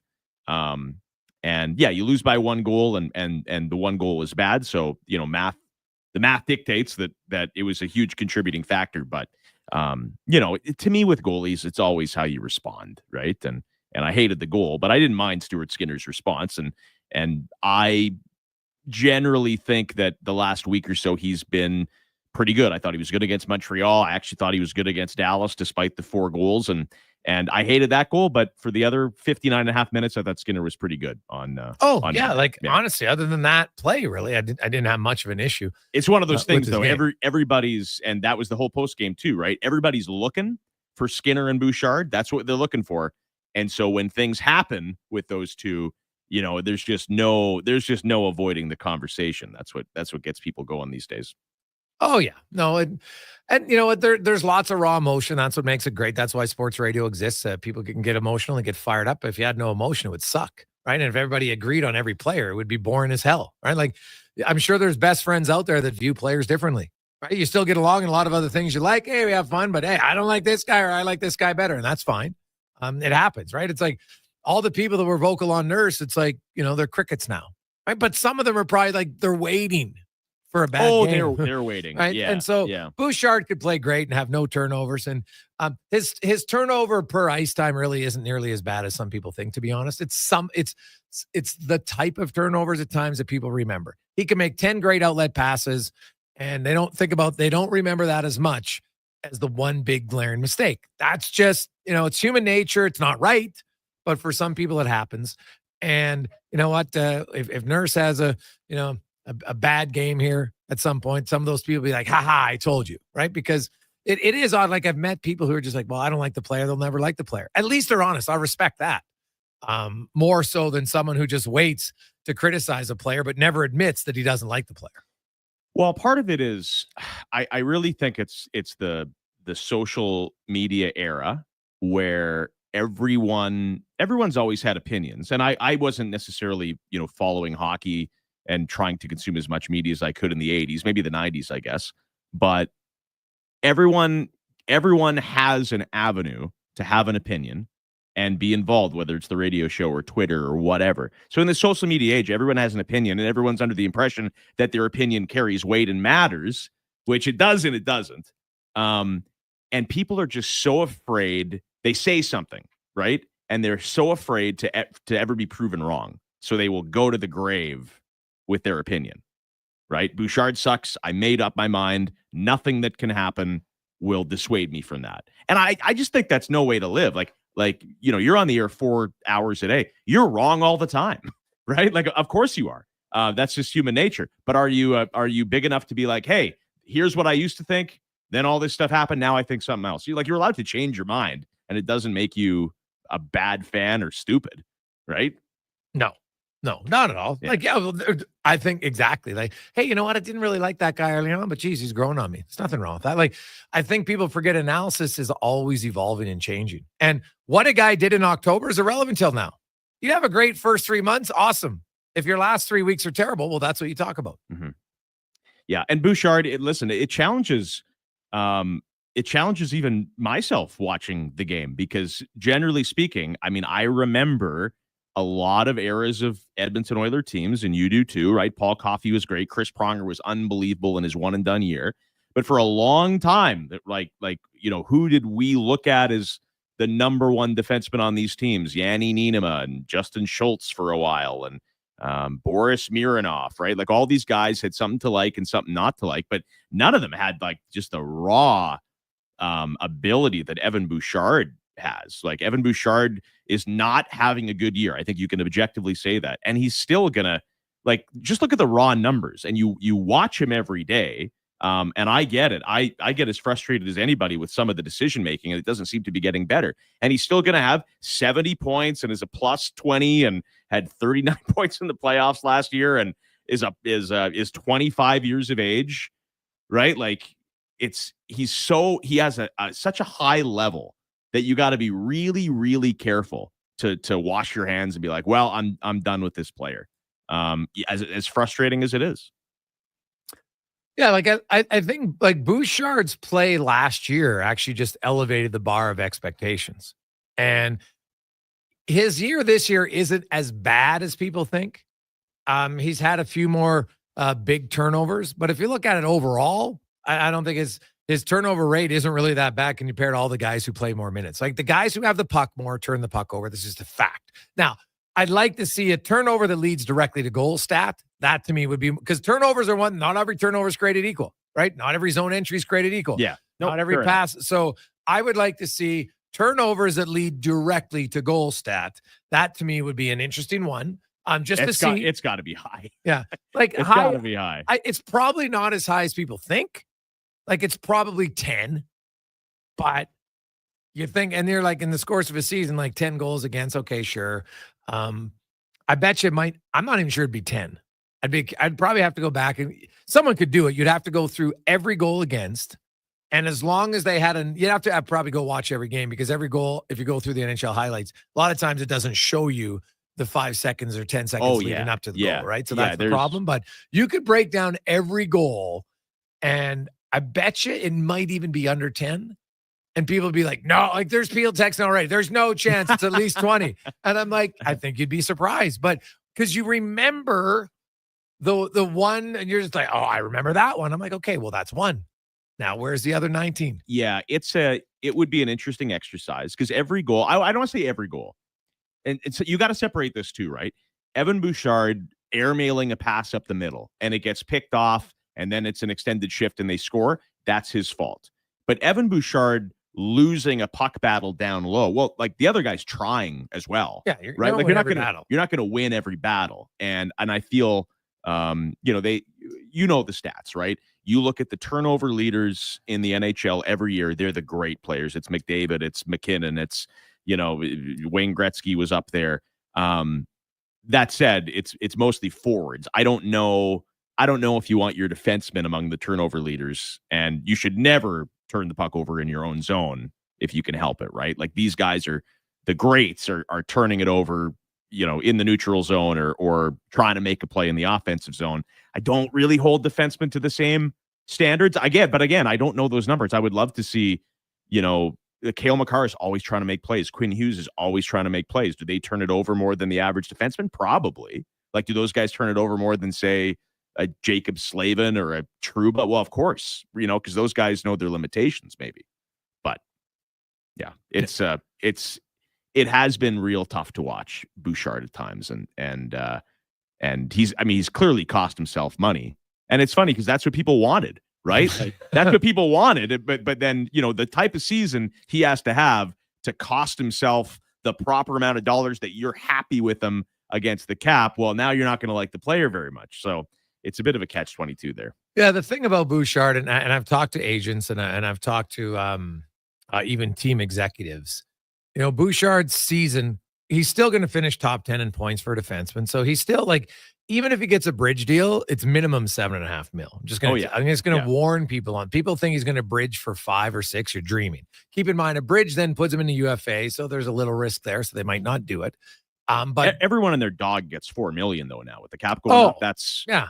So he's getting at least 7.5, probably 8, just because of his offensive numbers. But let's say Bouchard has a really good playoffs, which he's done the last 2 years in a row. He's more than capable of it.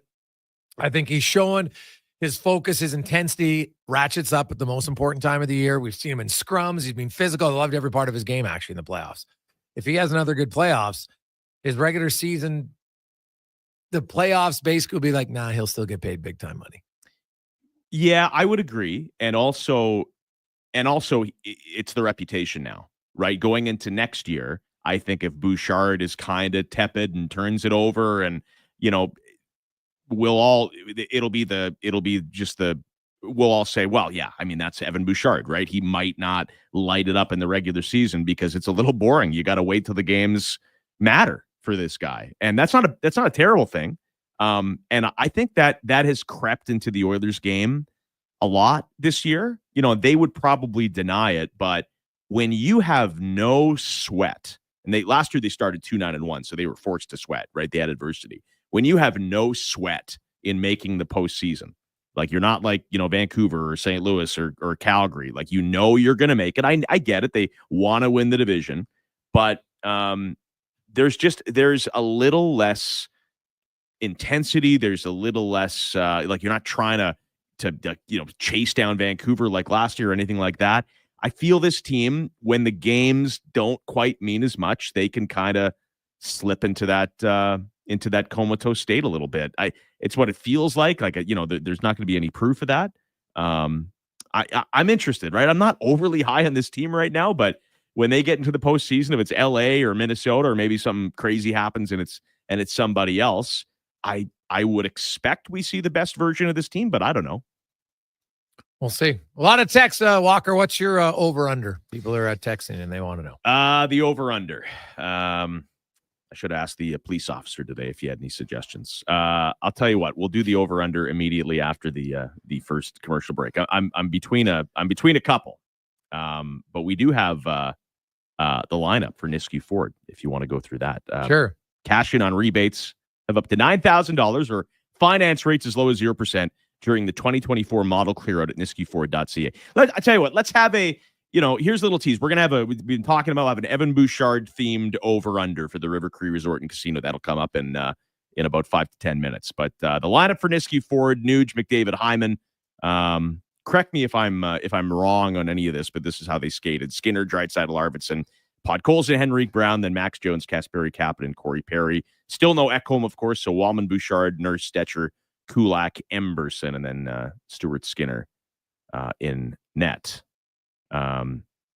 Anything interesting? Well, obviously they're giving Skinner another look on that second line. Yeah, you know what? Hey, why not? See if it can spur something. I'm more interested to see the minutes for the defensemen in how they get paired up, because we've seen Wallman kind of splitting his time with Boot. Well, he actually played a lot with Nurse in the Dallas game, and then they kind of split him up half and half in the with Nurse and Bouchard in the Buffalo game.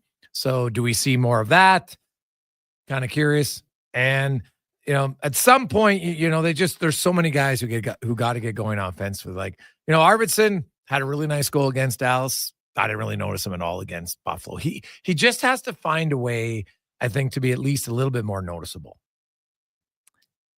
Yeah, I've said this a lot. Arvidsson, Skinner, obviously, it's not been the signings that the team and organization hoped it would be. Clearly not, right? They both been disappointing. The good news is, on a really good team, both these guys, Arvidsson in particular, I'm not sure Skinner's going to dress for you in the playoffs, especially when Frederick gets here. But both these guys do have the ability to make 82 games go away. Right, Arvidsson's making $4 million again next year, so it's pretty important he has a good postseason. But yeah, I'm not putting it past Victor Arvidsson to not be effective, once the games really start to matter. But it's hard to watch a guy for 60, 65 games and have this great level of confidence that he'll amp it up when it matters too. But I'm way more confident in Arvidsson. Well, Arvidsson and Henrique are the two guys that I don't want to say I don't worry about, but I'm confident that those two guys, and throw Ryan Nugent-Hopkins in there as well, who has not had a great regular season. Those are the three guys that I would say I do trust their experience level once the games really start to matter. Well, yeah, you hope so. Well, like Nugent-Hopkins, he is what he is. He's never been a really high. Like last year, do you know how many goals 5-on-5 Nugent-Hopkins had last year? How many did he have in total? 20. Like 5-on-5, he had 11 goals last year. He has 8 this year, with just under a quarter of the season to go. He's basically, his goal scoring total really isn't off from what we've seen in the past. There's been stretches, him like a lot of other guys, where he just hasn't done as much as you would like, and I think that's fair. Even his 104-point season, which is obviously it's called a career season because it happens once, right?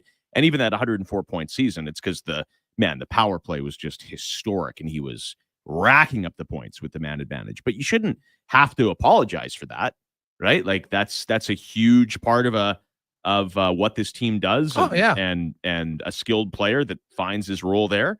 He's never going to have 104 points again, but I never think a guy should have to apologize because he scores a bunch in the power play. That's not that easy. If everybody could do it, then every team would have a 30+ percentage. So I never get too caught up on ripping a guy because of their power play success. Leon Draisaitl's a power play merchant. I'm like, if it's so easy, why is no one else doing it? Yeah, you all have the also exact good at same advantage. 4-on-4. He's also good at 5-on-5. Like he's just good at everything. Yeah. No, it's very true. Cross Mitsubishi pregame show. Visit Cross Mitsubishi today. Drive your ambition. 9605 34th Ave and crossmitsubishi.ca. After the break, we'll talk to Landon Ferraro, former NHLer for Honda Canada. And yes, the over-under for River Cree coming up in minutes here on Sports 1440. Pre-matchups are brought to you by Napa Auto Parts. For all your automotive needs, go to your trusted experts in high-quality parts, tools, equipment, and more. That's Napa.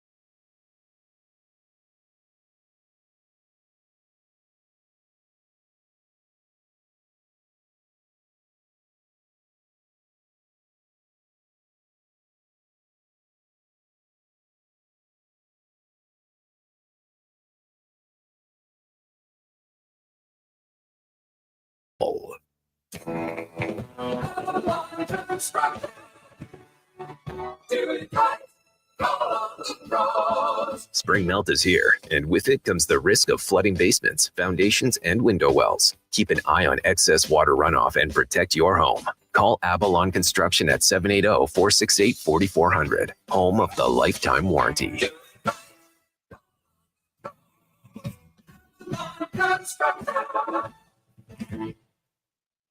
The place for all the sports action you can handle. The Sports Bar at Century Casino Edmonton. With big screens everywhere you turn. There's never a bad seat in the house. Plus food and drink features with something for everyone. Small bites to big bites. It's a top shelf menu of all your favorites. So bring your friends and catch the Oilers watch parties throughout March. Plus tons of other sports, so you're always entertained. Every day is game day at Century Sports Bar and Lounge. Craving meaty with a side of cheesy and something satisfying to sip at Tim's? Make a meal of it with Tim's new 3-meat hat-trick flatbread pizza, new garlic bread, and a peach lemonade quencher. Try it today at participating restaurants in Canada for a limited time. It's time for Tim's. Storm Mountain Outfitters, Peddler, Small Town, Big Selection.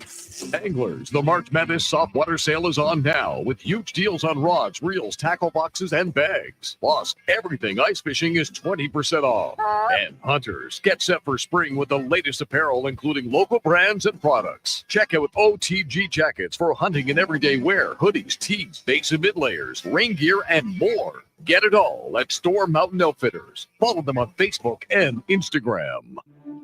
Portions of this hour brought to you by Can Torque. We have for sale, rental, repair, and calibration of hydraulic, pneumatic, and battery-powered torque wrenches, stud tensioners, and flange maintenance equipment. Order today at cantorque.com. It's the Cross Mitsubishi Pregame Show with Andrew Walker on Edmonton's only 24/7 sports station. This is Sports 1440.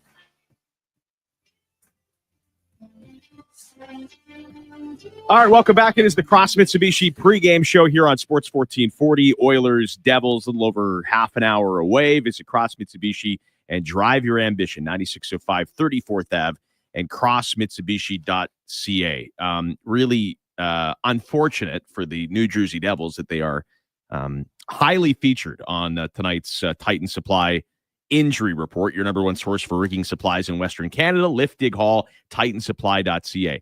I'm actually pretty bullish on the New Jersey Devils. I like the way they play. I really liked their makeup at the beginning of the season. And I mean, man, how often can you come back from this many injuries? Dougie Hamilton is out. As Greg's mentioned, he will miss the rest of the regular season and potentially the playoffs as well, at least the first round. Siegenthaler, the Swiss D-man, pretty important for their team. He won't play in the regular season, and Jack Hughes is out for the entire year after surgery on his shoulder. So those are three pretty important players. And don't forget, they just got Jacob Markstrom back. He missed a number of weeks as well. For the Oilers, no Trent Frederick. I'm really excited for him to get back in the Oilers lineup. And of course, no Klingberg, no Matthias Ekholm, and no Evander Kane for the rest of the regular season as well.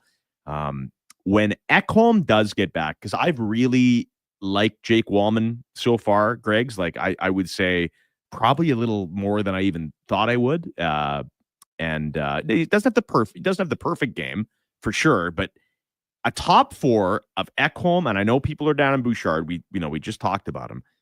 Ekholm, Bouchard, Nurse, and Wallman. That is a pretty decent top four.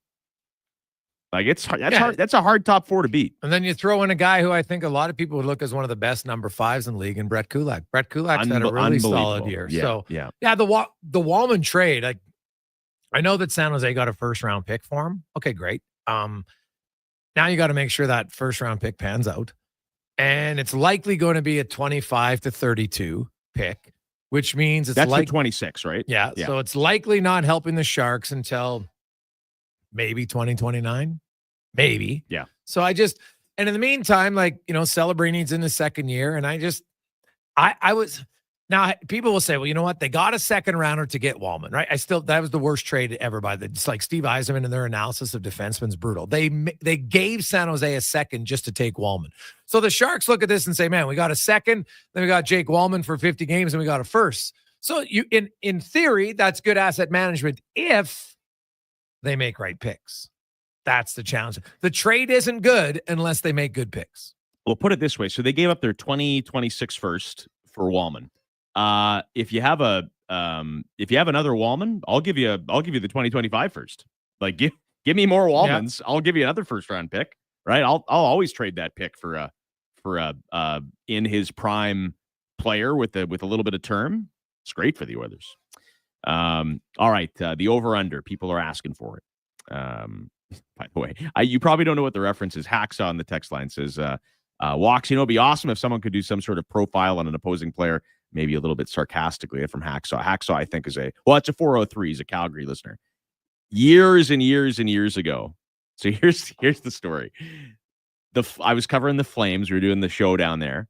And the Flames had like the worst prospect pool of all time. It was like Eric Nystrom and Cam Cunning, and it was awful. John Negrin was like their best defensive prospect.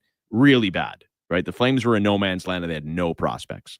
Sven Berchi came along, I suppose. But anyway, so the program director, the boss at the time, sold these player profiles to do on the radio, Flames prospect profiles.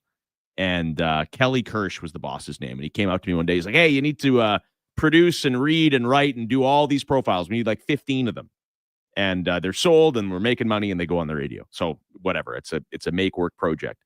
And so I started writing these prospect profiles and they were so bad. Like the Flames prospects were so bad. It's like, what do you say about some of these guys? It's like, oh, he had 7 points in the Central League. Like, and so I started doing them like sarcastically, which ended up being very funny. And then for years, we did the sarcastic player profile on visiting teams. And anyway, it was a hit. Oh, no, I could see that. When things are bad, people need a little humor. Trust me, the decade of darkness. Whew, we had a few of them. No, could have used that. All right, so here is the over-under for the River Cree Resort and Casino. This out works. Send us a text, 1-833-401-1440. We'll give you a little proposition. You tell us over or under. If you're on the right side of it, you could be entered in the random draw for $100 to the River Cree Resort and Casino, where you can catch all your favorite sports, including UFC and boxing, live on the big screens at Tap 25 and in the Center Bar. All right, so Evan Bouchard. This is for the Bouchard lovers, the Bouchard haters. Going to have to keep track of this one. And I know we're going to get a lot of unders, but bear with me. Will Bouchard do all of the above tonight? So in order for it to be over, he has to do all these things. He has to get a point. He has to get a shot on goal, at least one. Okay. And he has to be a plus. Will he accomplish all three of those things? Point, shot, and a plus. Yeah. Now, just a plus overall. Doesn't have to be a plus 5-on-5. He could be on for an empty net goal. Just a plus. Just finish the game +1. That's all he has to do. Correct. Yes. Okay. Yeah. A point, a shot, and a plus. If he does all those things, it's over. If he fails on one of them, it's under. So send us a text over or under 1-833-401-1440. And you'll be entered in the over under for the River Cree Resort and Casino. Is Landon there by chance? All right, Landon Ferraro, our game day analyst, former NHLer, spent time with the Bruins, the Minnesota Wild, the Detroit Red Wings, brought to you by Honda Canada as always. Good afternoon. How you doing? I'm doing pretty good, guys. How you doing? Good. You'll never believe what we're talking about on the pregame show. Evan Bouchard and Stuart Skinner, if you can believe it. I don't know if you've ever had to talk about any of these. Well, I couldn't believe it that I heard the name John Negrin pop up as well. I just saw him a few days ago here in North Van. Johnny Negrin. Kootenay Ice, I want to say, right? Yep. Yeah. Good then. He's on to better things now. Crushing in the business side. Good for him. Well, at one point, he was the Calgary Flames' best defensive prospect. So, him and Flames. Yeah, him and Tim Ramholt out of Switzerland, former member of HC Davos. But it is what it is. Hey, so you've had a couple of days to kind of ruminate on that Sabres loss on Monday.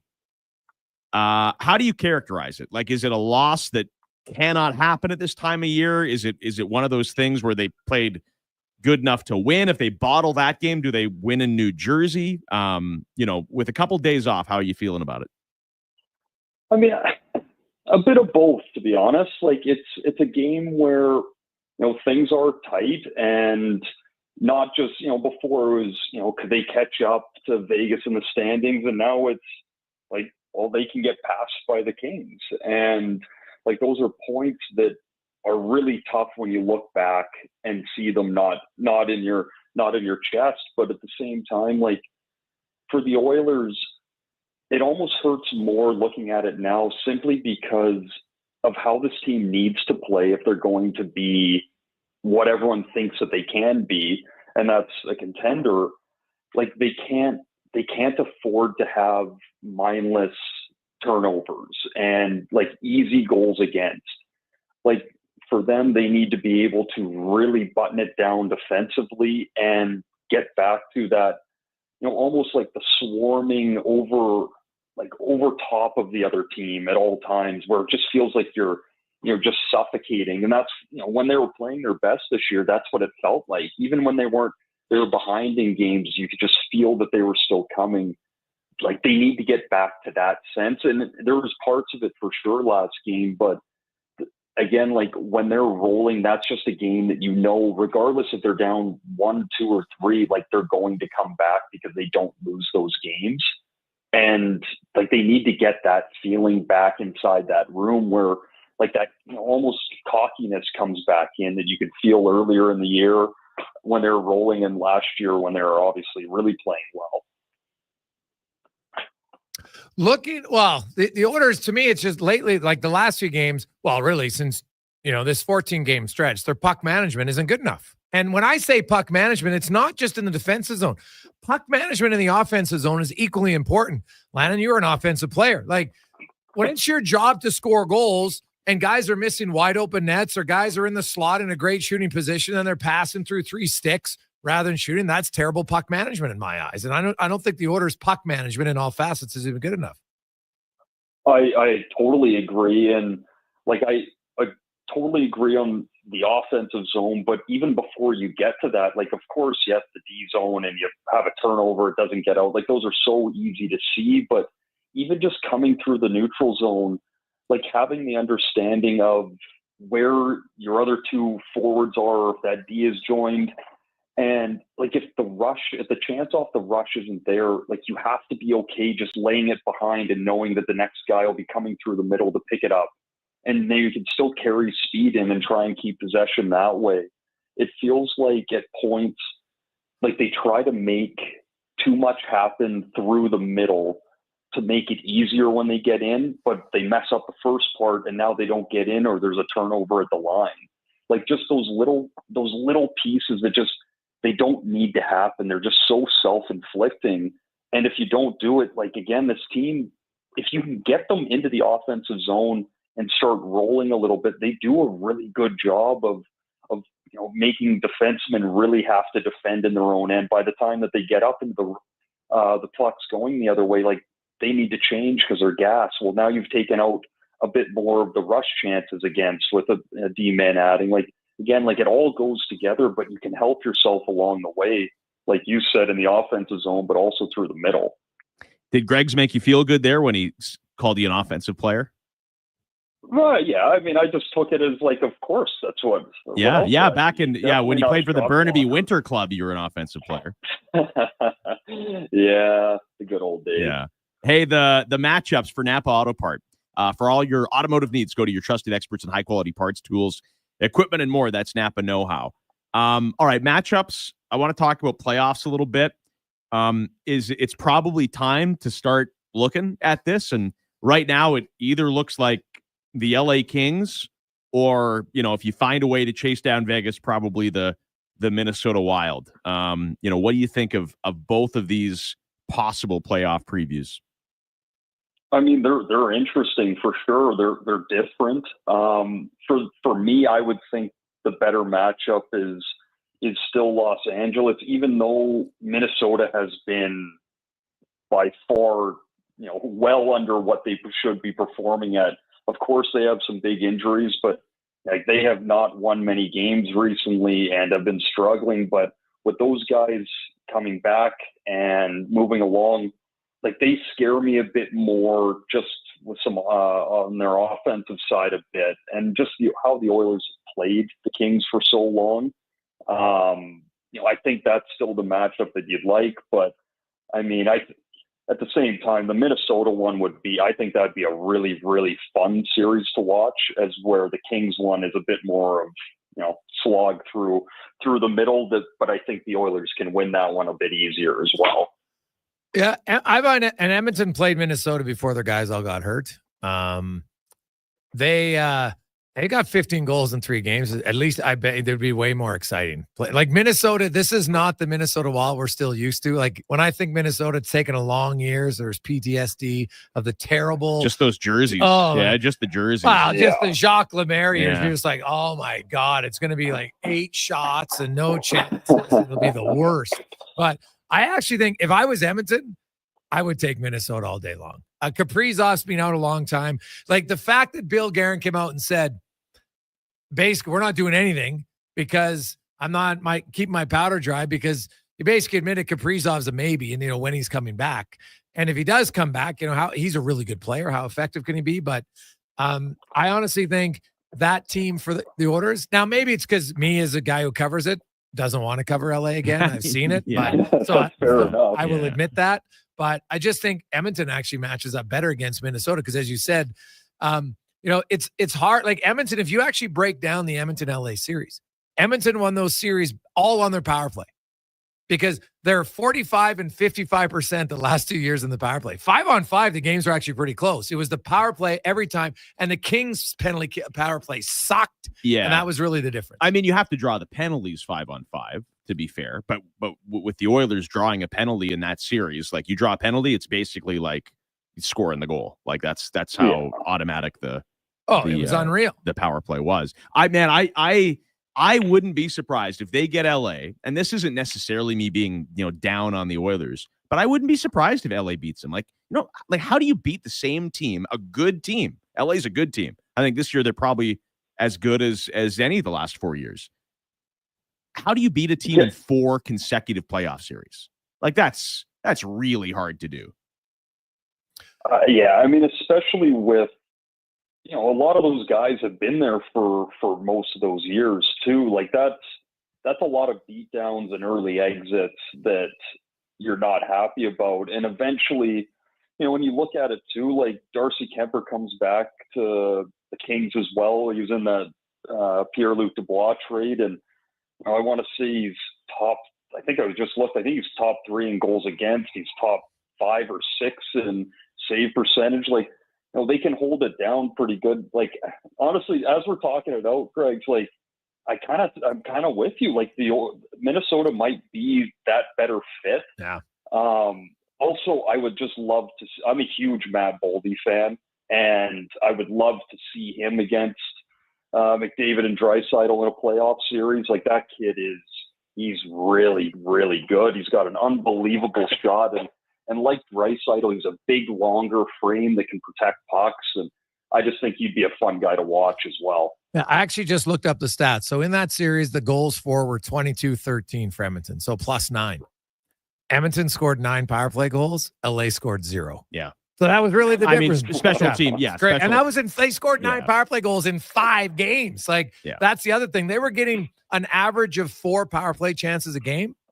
You look at the regular season right now, this is the lowest in history of power play chances in the league per game ever. And so that's wild. Yeah. Like, crazy. The last 11 years, and this has been tracked since 1964. The lowest 11 years have all been the last 11 years. Don't tell me that today's players are just so much more disciplined. The league has got to the point where they don't call penalties. It's a joke. And it hurts. Obviously, it hurts the Oilers more than any other team. Any other team. No one's ever. Yeah, but I mean, no one has ever put a power play together like the Oilers.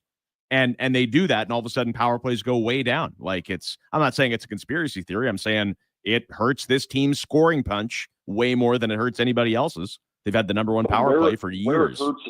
Where it hurts other teams, though, is where, they might be up a goal or 2, midway through the game or in the third, and a guy gets blatantly tripped, like you see quite often now, and there's no call, and yet their power play might be terrible, but that's an easy 2 minutes more that you're killing off a clock. Like, you've earned it. And yeah, the Oilers might be better at scoring on it, but for other teams, like that's another couple minutes of clock gone that you don't have to feel as worried about. Like it's big for everyone. It's so hard to watch every game now. Like there is like at least 2 or 3, regardless of what team you're going for, that you're looking at. You're like, oh, like how did they not call that? Even if it's on your team. Totally agree. Like it's wild. Yeah, it's really disappointing.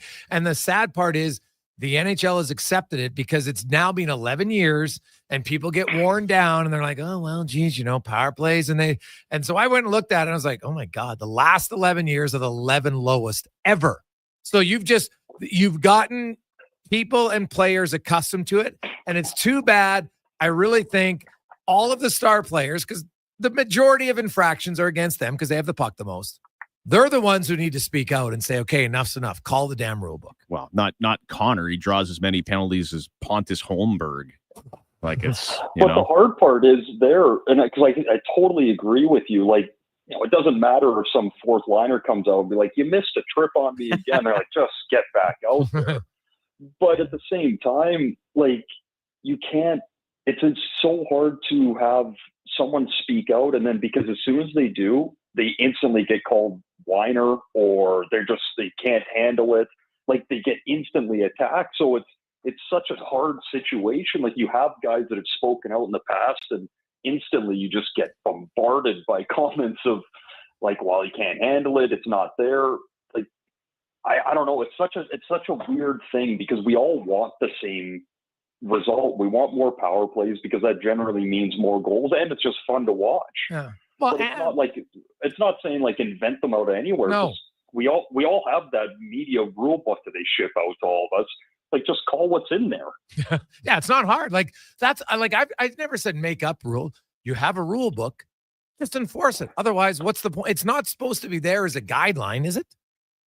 No, and well, I mean, we can just keep going on this not argument, but discussion of like it. I find it still so funny of as soon as game 1 of the playoffs start, everything changes. So it's like you have to design a team to be really good through the regular season, and then a team that can somehow morph to be that best team in playoff hockey as well.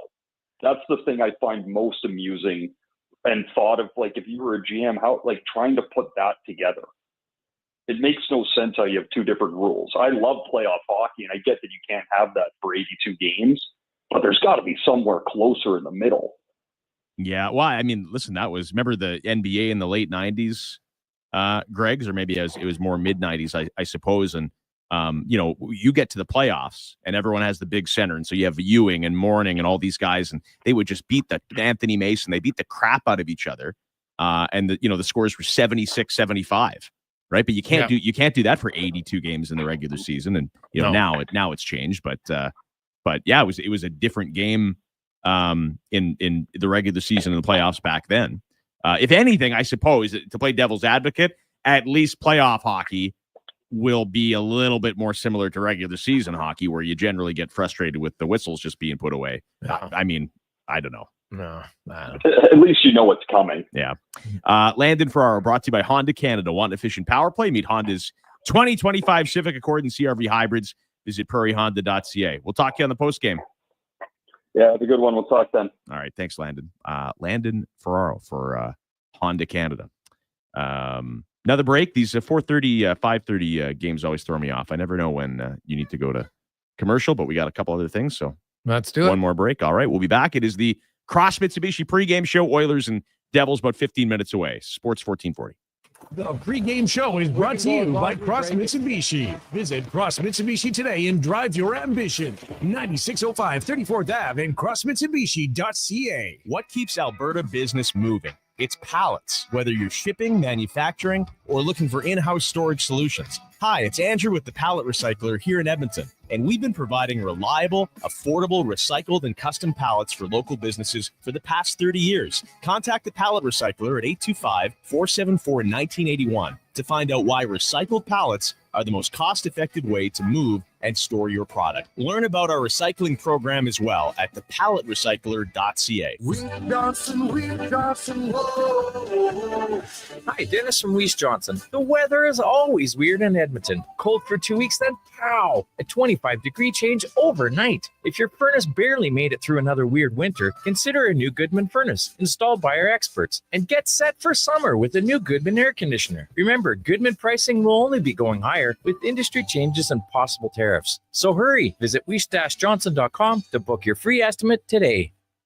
At Cross Mitsubishi, you can rest easy. You're getting a great deal this month. So hurry in now. Lease the 2024 Mitsubishi Mirage for as low as $15,848. That's $5,000 off. Finance for 36 months with 0% available. You'll also enjoy an available $500 trade rebate, plus an available $500 loyalty rebate. Don't forget a 10-year, 160,000-kilometer warranty. See Cross Mitsubishi in store for details. 9605 34th Ave and at crossmitsubishi.ca. Commissioner Allen Auctioneering's next public unreserved internet automotive RV auction is Saturday at 9 a.m. featuring pickups, minivans, SUVs with recreational vehicles selling at 10:30, all being sold to the highest internet bidder. View on site, bid online. Info at maauctions.com.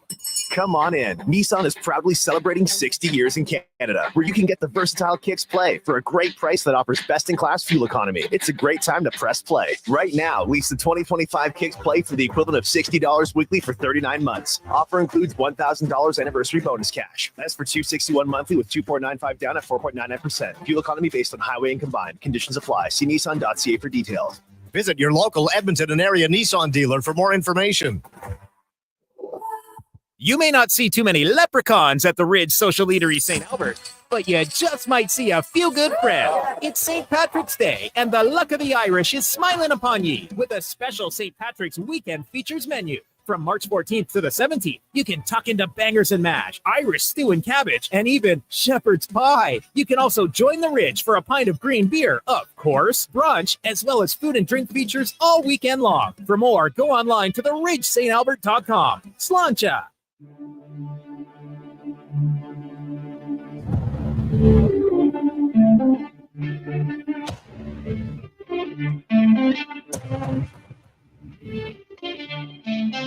Portions of this hour brought to you by Japa Machinery. Japa is digging deep on their 50-year history of supporting Alberta's construction industry with their line of special edition blackout excavators. Visit japamachinery.com for all the details.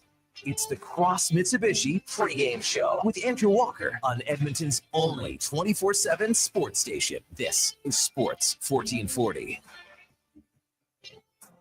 Cross Mitsubishi pregame show continues. Oilers and Devils here on Sports 1440. Visit Cross Mitsubishi today. Drive your ambition, 9605 34th Ave and crossmitsubishi.ca. The Jason Gregor Show. Gregor Halley, kind enough to welcome us in.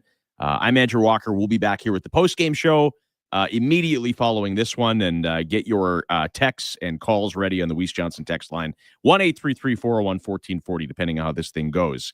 In case you missed it, the over-under is regarding Evan Bouchard today for the River Cree Resort and Casino. 1-833-401-1440 is the text line. Give us the answer, over or under. This is what Evan Bouchard needs to do today in order to hit the over, so to speak. He needs a point. He needs at least one shot on goal and needs to finish the game as a plus. So technically, all three of those things could happen on the same play. But if he misses any of those targets, it's under. So over or under, a point, a shot on goal, and a plus for Evan Bouchard. For the River Cree Resort and Casino, you could win the easiest $100 you've ever accumulated. All right, let's hear from the head coach. Prior to this one, Chris Knobloch, each and every game, brought to you by Easy Chill Rentals. This is what he had to say on the matchup today.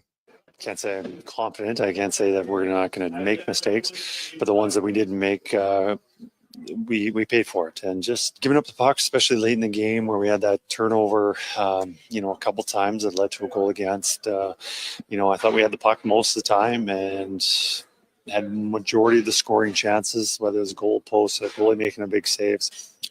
I thought we were in a position to win that game, but it's still not nearly good enough for our team. Our expectations are that we play better than that. Coach's interview for Easy Chill Rentals, providing mobile walk-in coolers and freezers for sales and rentals. Don't sweat it, just chill. EasyChillRentals.com. It's tough to say, hey, you got to be perfect. You got to have a perfect game. You always chase perfection. Maybe you're closer to perfect in the playoffs. Everybody's managing the puck. But it was one of those games like that Buffalo game. They had tons of chances. They hit 5 posts. Luukkonen was great. And Skinner made a mistake. And then Podkolzin turned the puck over. And, Bouchard was a little maybe lackadaisical coming back to get it. And boom, boom, right? 2 mistakes, 2 goals. You lose 3-2. So, it's tough to be perfect. But at the same time, the Oilers are a club. This has kind of been the theme, right? They have struggled to convert on their chances. And it has felt like this is just a feeling. I don't have all the numbers in front of me. It has felt like every time they make a mistake, it does end up in the back of their net. It's a tough way to live. But also you have runway. You're not scratching and clawing to make the playoffs. You're going to be playing in April against somebody. So you do have time to clean it up. But it's been a really, last year was interesting too, because they started so bad. But this year feels, I don't know how this thing is going to end right at the end of the season. It's just really tough to forecast. I do want to get to this text. Hey guys, my 6-year-old was wondering why, when you're on a power play, if a team scores shorthanded, the penalty should end. Do you think they'd look at it?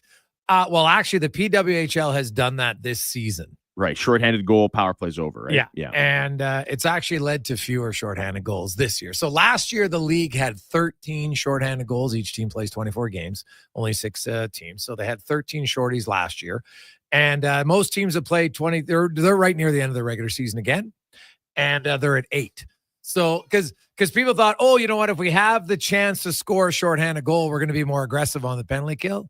It doesn't work that way, right? Because the penalty, they're not thinking offense in the defensive zone. You're thinking, okay, be in position, stop the power play, because shorthanded goals, when you think how few of them they are, you're not suddenly going to have penalty killers attacking. No, and they're very random. And let's be honest, how many times does a team score shorthanded? When you score shorthanded, the power play is basically over anyway, right? Like how many times do you score shorthanded and then the team scores the power play goal on the same power play, right? So it's interesting, but it doesn't affect strategy. It doesn't affect the way that you play. Everything is just random and happenstance, I suppose. Yeah, well, I do think there's like certain guys, like last year in the playoffs, for instance, right? Janmark and Brown were really effective on the penalty kill. And then, they got some confidence. They scored some huge shorthanded goals for them. There's some guys that, over the years have been like Pavel Datsyuk for many years was like money on the penalty kill. He was great. But you're right. Like, he was coming in like kind of late sometimes. Like you get your maybe more offensive minded guys out there against the second unit in the final 30 seconds. And you're like, hey, now obviously some teams now they go 4 forwards, 1 defense. And so if you can ever get an odd man rush against the forward, you feel like you should be able to capitalize. Yeah, for sure. And at the same time, like no one is coming down on a 2-on-1 and being like, oh, just dump it in and change. Right. Because we got to make sure, we think defense first. Like if you have an opportunity, you're and most goals shorthanded would be on a 2-on-1 and a breakaway anyway. I kind of like, if you're looking at rules like that, I'm more partial because this whole thing, you're trying to generate offense, find ways to generate offense. I don't know if that rule does it. I wouldn't mind seeing if you take a 2-minute penalty. I know people have kicked this around. You take a 2-minute penalty. It's 2 minutes. You could score 9 power play goals on the 2-minute penalty if you wanted. That would be more of a power play tweak that I would get behind. Yeah. So not that we see power plays anymore in the year of our Lord 2025. People asking about over under. It's Bouchard needs a point, a shot on goal, and plus. If he gets all 3, you take over. If you don't think he gets all 3, take the under. That's all the pregame is, It's just the over-under. That's all people care about. Yeah. I come in here, I try to talk about things or have it, and they don't care. Just give us the over-under. Yeah. Give us $100 to River Cree. That's all anybody cares about. And, hey, guys, LA had a top 3 penalty kill last year as well. Bang. Right? That's the thing. Like, they just didn't have an answer for Edmonton's power play. 2 years in a row, it went actually 55%. They did slightly improve last year as Edmonton was only, and I'm being somewhat facetious, 45% in that series. But if you look at the series, that was really the difference was Edmonton's power play. Well, their special teams, right? Yeah. They were 145% combined. Yes. To 55%. But you know what's funny? Like, I like LA. I liked LA last year. I thought last year, the LA Kings, I think I would have picked them in any series in the West that wasn't against the Oilers. I like the Kings. Oh, matchups matter in the playoffs. And because the Oilers had beat them the 2 previous years and special teams were a huge part of it, the Oilers still had the best power play in the league. It's like the LA Kings put all their eggs in the basket of let's get the top-notch penalty kill we can. And they had a great year, and it still didn't matter. They lost even worse. Yep. And so, when I look at this year's team, the Kings scare me again. I don't really want any part of them. And at the same time, if the Oilers had lost to somebody 3 years in a row, that would be the team you don't want to play. Not that you do want to play. So I don't know. Maybe what LA does well is all kind of moot by the time the playoffs get here, because it's just, with the way this year has gone for the Oilers, maybe a little bit of familiarity isn't the worst thing. I don't know. Really quickly, Greg's out-of-town scoreboard brought to you by the Pallet Recycler. All right, so give me because it's everything's coming up Millhouse for you right now. The Leafs are beating the Panthers 1-0. Tavares with the goal, his 27th. And the Ottawa Senators, an early 2-0 lead on the Bruins. Pinto and something by the name of Tyler Clevin. Buddy, that's back-to-back games for Clevin with the goal. So, all right. So you want to see the Battle of Ontario. That's and the battle. Like, to me, if the Leafs win the division, they play Ottawa, and that means Florida plays Tampa. So to me, as somebody who has no vested interest in any of the teams, I like rivalries, right? I want to see that. I want to see Dallas play Colorado in the first round because of the Rantanen storyline. Like, that's who doesn't want to see that? That to me is a no-brainer. Like, the Carolina, New Jersey, that'll be the least interesting series for me. I'd have no interest in who plays in that one. And everybody should want to. I think New Jersey's going to fall to the wild card, but you think they're going to get that maybe? But that game last night against Columbus, or 2 nights ago against Columbus, it's like a 4-pointer, right? Had they lost in regulation, they're 2 up, and Ottawa's got, and not Ottawa, but Columbus could still catch them, but. New Jersey, you're right. They might fall down. But either way, like, when I look at the other division, I'm kind of like, meh. There's like, Washington's going to play the second wild card team. And whether it's the Rangers, and I guess maybe they'd have a chance. But, like, I love the storyline of Columbus, so I'd watch. But, like, Carolina does not interest me at all, especially now without a superstar. Like, they could win a round, but I don't see them as a contender. New Jersey, definitely not with all their guys out. Yep, I would agree. Ottawa, Toronto would be unbelievable. Yeah. And when I look at, like, LA, Edmonton, I could see the intensity. There's got to be a lot of hatred there, so I can buy that. But I actually think the LA Vegas, from a pure matchup, would be more of a dogfight. They're both heavy. That would be a good series. Do you, because we say, like, oh, we don't care in media. You certainly care less. I know you root for your nephew.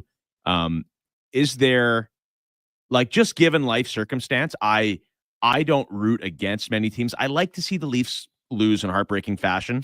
Like, I do. I do enjoy it. Yeah. I do enjoy, Game 7, they're going to give up that big goal. Then they show the square, and I don't know. It's just great. It's just hook it to my veins. But, like, if the Leafs went on a playoff run, like, it wouldn't be the end of my life. I ardently, feverishly root against Vancouver. I hate Vancouver. I hate everything they stand for. I hate the fans. That's the only team.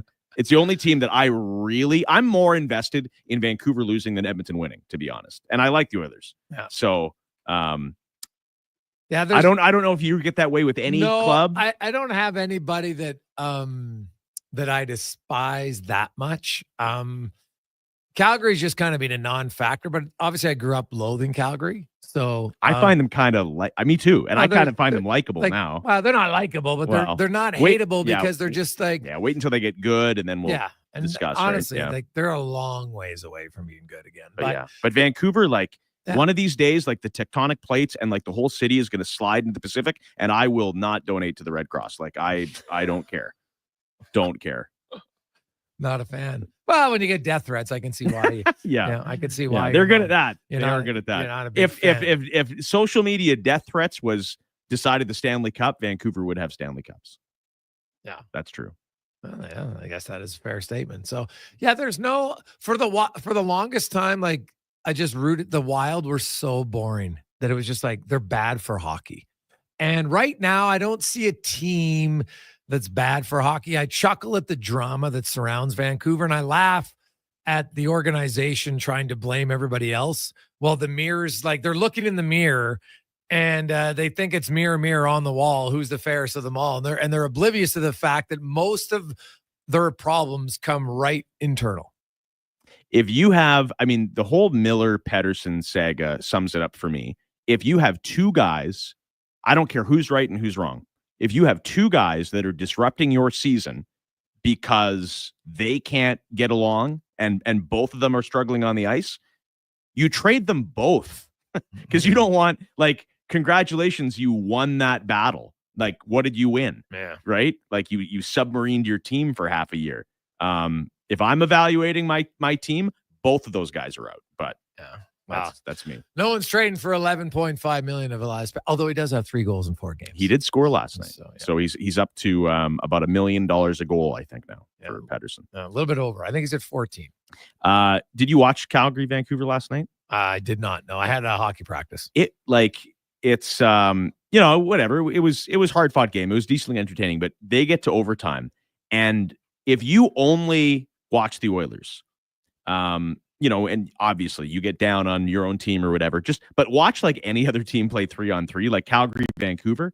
Like the way the Oilers play overtime, it's like it's a different planet, comparatively speaking. Well, yeah, having 97 and 29. Well, it's a different world. Bouchard's an elite player too. So like when you have the puck and it's offensive and the decisions that, it's Oilers fans are pretty spoiled. And here's the sad thing, and we got to go, I know, but the overtime rule, they got to put over and back in because it's killing it. It's become brutal. That's what last night was. Yeah, it was awful. Yeah, awful. All right, that is the Cross Mitsubishi pregame show. Head to Cross Mitsubishi today and drive your ambition. 9605 34th Ave and crossmitsubishi.ca. We will be back on the postgame show immediately following this one, as Donovan Paulson will join me then. Thanks for listening. Jason Gregor Show continues after this. Sports 1440. The pregame show is brought to you by Cross Mitsubishi. Visit Cross Mitsubishi today and drive your ambition. 9605 34th Ave and crossmitsubishi.ca. Customers rely on you to keep their refrigeration systems running smoothly. So when they have downtime, you have stress time. Time to call on Easy Chill Rentals. Easy Chill will help ensure your customers' trust during maintenance or emergency repair downtime, so they stay cool. Easy Chill provides mobile walk-in coolers and freezers to customers all over Western Canada. For sales and rentals, don't sweat it, just chill with Easy Chill Rentals. Visit easychillrentals.com today.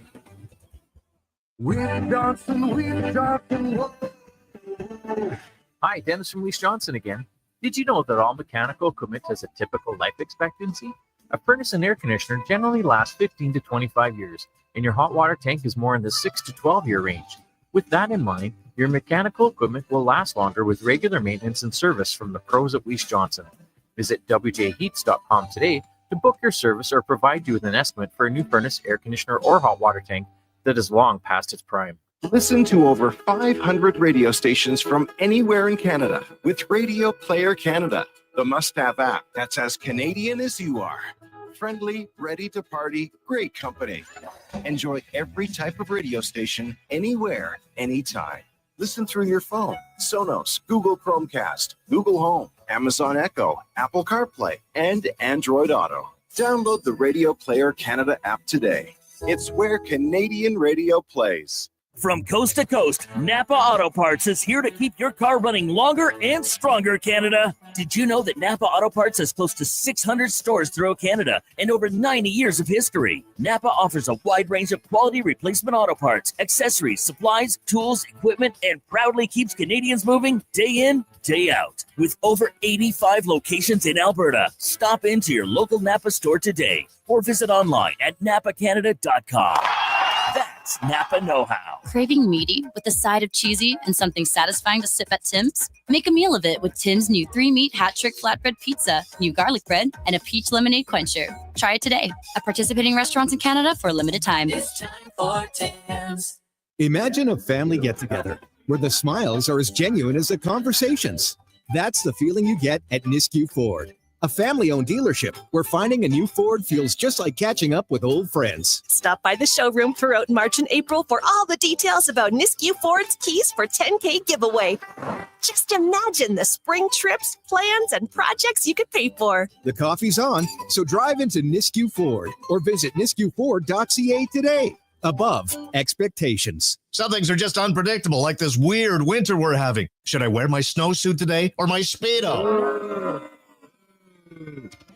Come on, you love it. But there's one thing in this city you can always count on. That's always predictable. The incredible service at Metal Supermarkets. Metal cut to your precise requirements in no time. Plus in-house metal bending. Predictable, professional. The convenience stores for Southside, West End, metalsupermarkets.com.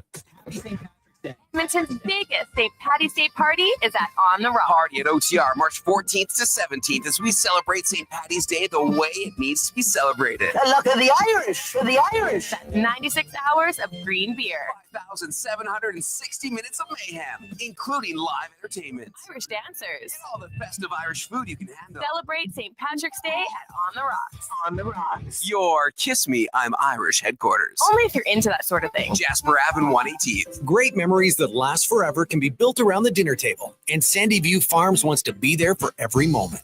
Sandy View supplies you with quality meat, setting the table for any delicious meal, supporting the community by turning to local farmers for a great supply of beef, bison, pork, and chicken with a continuous supply every week. They have the perfect selection no matter the occasion, making each one perfect. Stop by Sandy View Farms or call 780-962-0067 to place an order today. Portions of this hour brought to you by Papa John's. The pizza makers at Papa John's are making you 2 or more items for $9.99 each from their pop-up pairings menu, like medium one-topping pizzas, boneless wings, cheese sticks, and more. Better ingredients, better pizza. Papa John's. The Jason Gregor Show, the best of Edmonton sports talk and beyond. This is Sports 1440. Presented by PlayAlberta.ca, Alberta's only regulated online gambling website. And we continue on a busy Thursday afternoon. Hope you're having a lovely day. Darnell Nurse, by the way, is going to play game number 700 tonight. He'll be the 12th Oiler all-time. He'll tie McTavish for 11th tomorrow and then pass him on Sunday. And that'll be 4 orders currently will be in the top 11 as McDavid is 10th. He's playing game 704 tonight. Dreisaitl's 8th at 784 and Nugent Hopkins is 3rd at 945. Let's get to the racing report brought to you by Can Torque. They offer sale, rental, repair, and calibration of hydraulic, pneumatic, and battery-powered torque wrenches, stud tensioners, and flange maintenance equipment. Order today at cantorque.com. As Colin Livingston joins us on location on the road. Where are you, in Calgary today? Yeah, today hit the road, challenged the QE2 and the messy streets in Edmonton. It took pretty much every bit of skill that I've developed as a race car driver to keep the car rubber side down. Now, hey, speaking of drivers, Catherine Legg became the first female to drive in the NASCAR Cup Series since 2018. Obviously didn't go as well as she would like, but that's really not, a surprise. You don't get many. She didn't get a test time, and rookies rarely, without any test time, have much success. Yeah, I mean, again, I don't really follow NASCAR, but for people who don't know Catherine, I mean, she's got a storied history in racing. She's run an IndyCar, but more importantly, I mean, she ran in Champ Car, like at the peak of Champ Car's power. So she ran in like 2006, 2007, when these guys were making like 800, 900 horsepower, like they were within 3 seconds a lap on similar tracks to Formula One cars. This chick knows how to drive. She was in a less than good car with no testing. It looks like she made a mistake. She was trying to stay out of the way. The video I saw looked like her spotter didn't let her know that a car was coming. And when you're coming from open wheel racing to stock cars, I mean, it's not even close to the same, because when you're strapped in the car with the helmet, with the Hans device, with all this body work, you can't always see who's coming around the outside. It looked like she was kind of limping her way around the track. Guy came up, she kind of made contact with the guy. They spun and ended up taking out the sixth place driver. I think it was Daniel Suarez. Suarez was really quick to criticize NASCAR, not Catherine. Kevin Harvick at the same time, he was pretty quick to criticize NASCAR, saying that their standards have to be a little bit better before they let, and not just anyone, but before they grant these licenses to drivers, who haven't proven that they can handle themselves. Yeah, well, and again, though, like if your spotter's not giving you the where you're supposed to go, it's going to be challenging for sure. But and especially if you don't get any testing, like you're setting someone up for failure, is the way I look at it. So, we'll see if she gets another opportunity anytime soon. F1 is back this weekend, Colin, and you have what do you make of Lewis Hamilton in Ferrari? What's your expectations for him in that car this season? It's really tough to come up with expectations because we don't know again what these teams have. We saw what the results were in Bahrain, but we also know that teams weren't really showing what they've got. This is when it starts to count. I mean, I'd love, again, Lewis didn't forget how to drive a car. I mean, he's a 7-time champion. They've obviously struggled at Mercedes the last couple of years. Looks like Mercedes might be on the right road. That George Russell and Kimi Antonelli will be able to show what that car's got. I think the combination of Lewis and Leclerc is probably going to be pretty potent this year. That's going to be a fun thing to see. I mean, if all of a sudden Lewis is in a competitive car and can actually have that little bit of confidence where he can, drive the way he wants to drive, it should be a pretty fun year. Yeah, well, there's lots of change in F1, right? Like there's Sainz and Williams, people wondering about Red Bull and their car. Let's start with Sainz and Williams. And what's your expectations? Like, is this, I don't think you can put him in the top 5, or can you? Like, I know they tested well, but it's one weekend and Eric can do too much. But like, what's your expectations for Williams' car this year? Yeah, again, this point of the year, Williams had a great preseason test. Like there were days there were sessions where Albon was at the top of the charts and Sainz was at the top of the charts. So, maybe they found something. I mean, generally you don't make that big of a gap or that big of a leap in an off season. They're definitely not going to be at the back of the pack based on what we saw in Bahrain. That's going to be really cool to see. I mean, Red Bull, they've got Liam Lawson that moved up. Yeah. Their car is likely not going to be as competitive. They've said that much, over the last couple of weeks. Don't expect us to compete for the win in Melbourne this weekend. FP1 starts in about 3.5 hours. McLaren definitely seems to be the one at the front of the grid after testing, but teams got to take all that data, and it's how they handle that data after the test in Bahrain, how they tweak their parts, how they, they made their modifications. This is where we finally get to see who's who. But it's really not going to be for the first 4 or 5 races that we kind of get some consistency and get some predictability on knowing, like, okay, well, at this style of track, this car's good. This style of track, that car's good. But there's a lot that's very uncertain. I mean, at this point in time, we haven't even started the season. We don't know who's going to do what, but this is probably going to match last year for not knowing on a week-to-week basis who's going to be up front. Well, and that's what you want, honestly. Well, maybe not the people who own Red Bull or own Ferrari or McLaren. They want to be there, but like coming into the year, if you had to, like, is McLaren the favorite? I think so. I mean, I wouldn't bet against McLaren for sure, but what Ferrari's done. They've really changed their car. They've the thing that Lewis talked about is he's really happy with his position in the car, and that's what he really fought the last year or 2 years with the Mercedes. Was he felt like he was sitting too far forward, and it's a really uncomfortable position.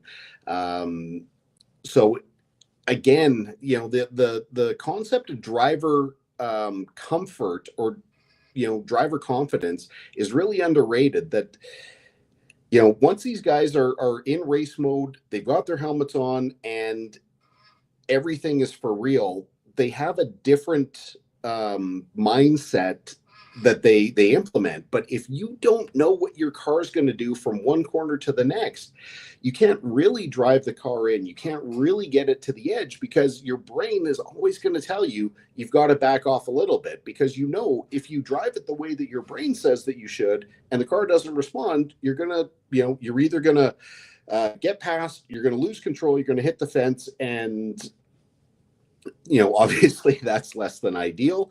When you feel confident and you know what the car's going to do, even if you don't like what it's going to do, it's the predictability. And it seems like Ferrari's probably bridged that gap.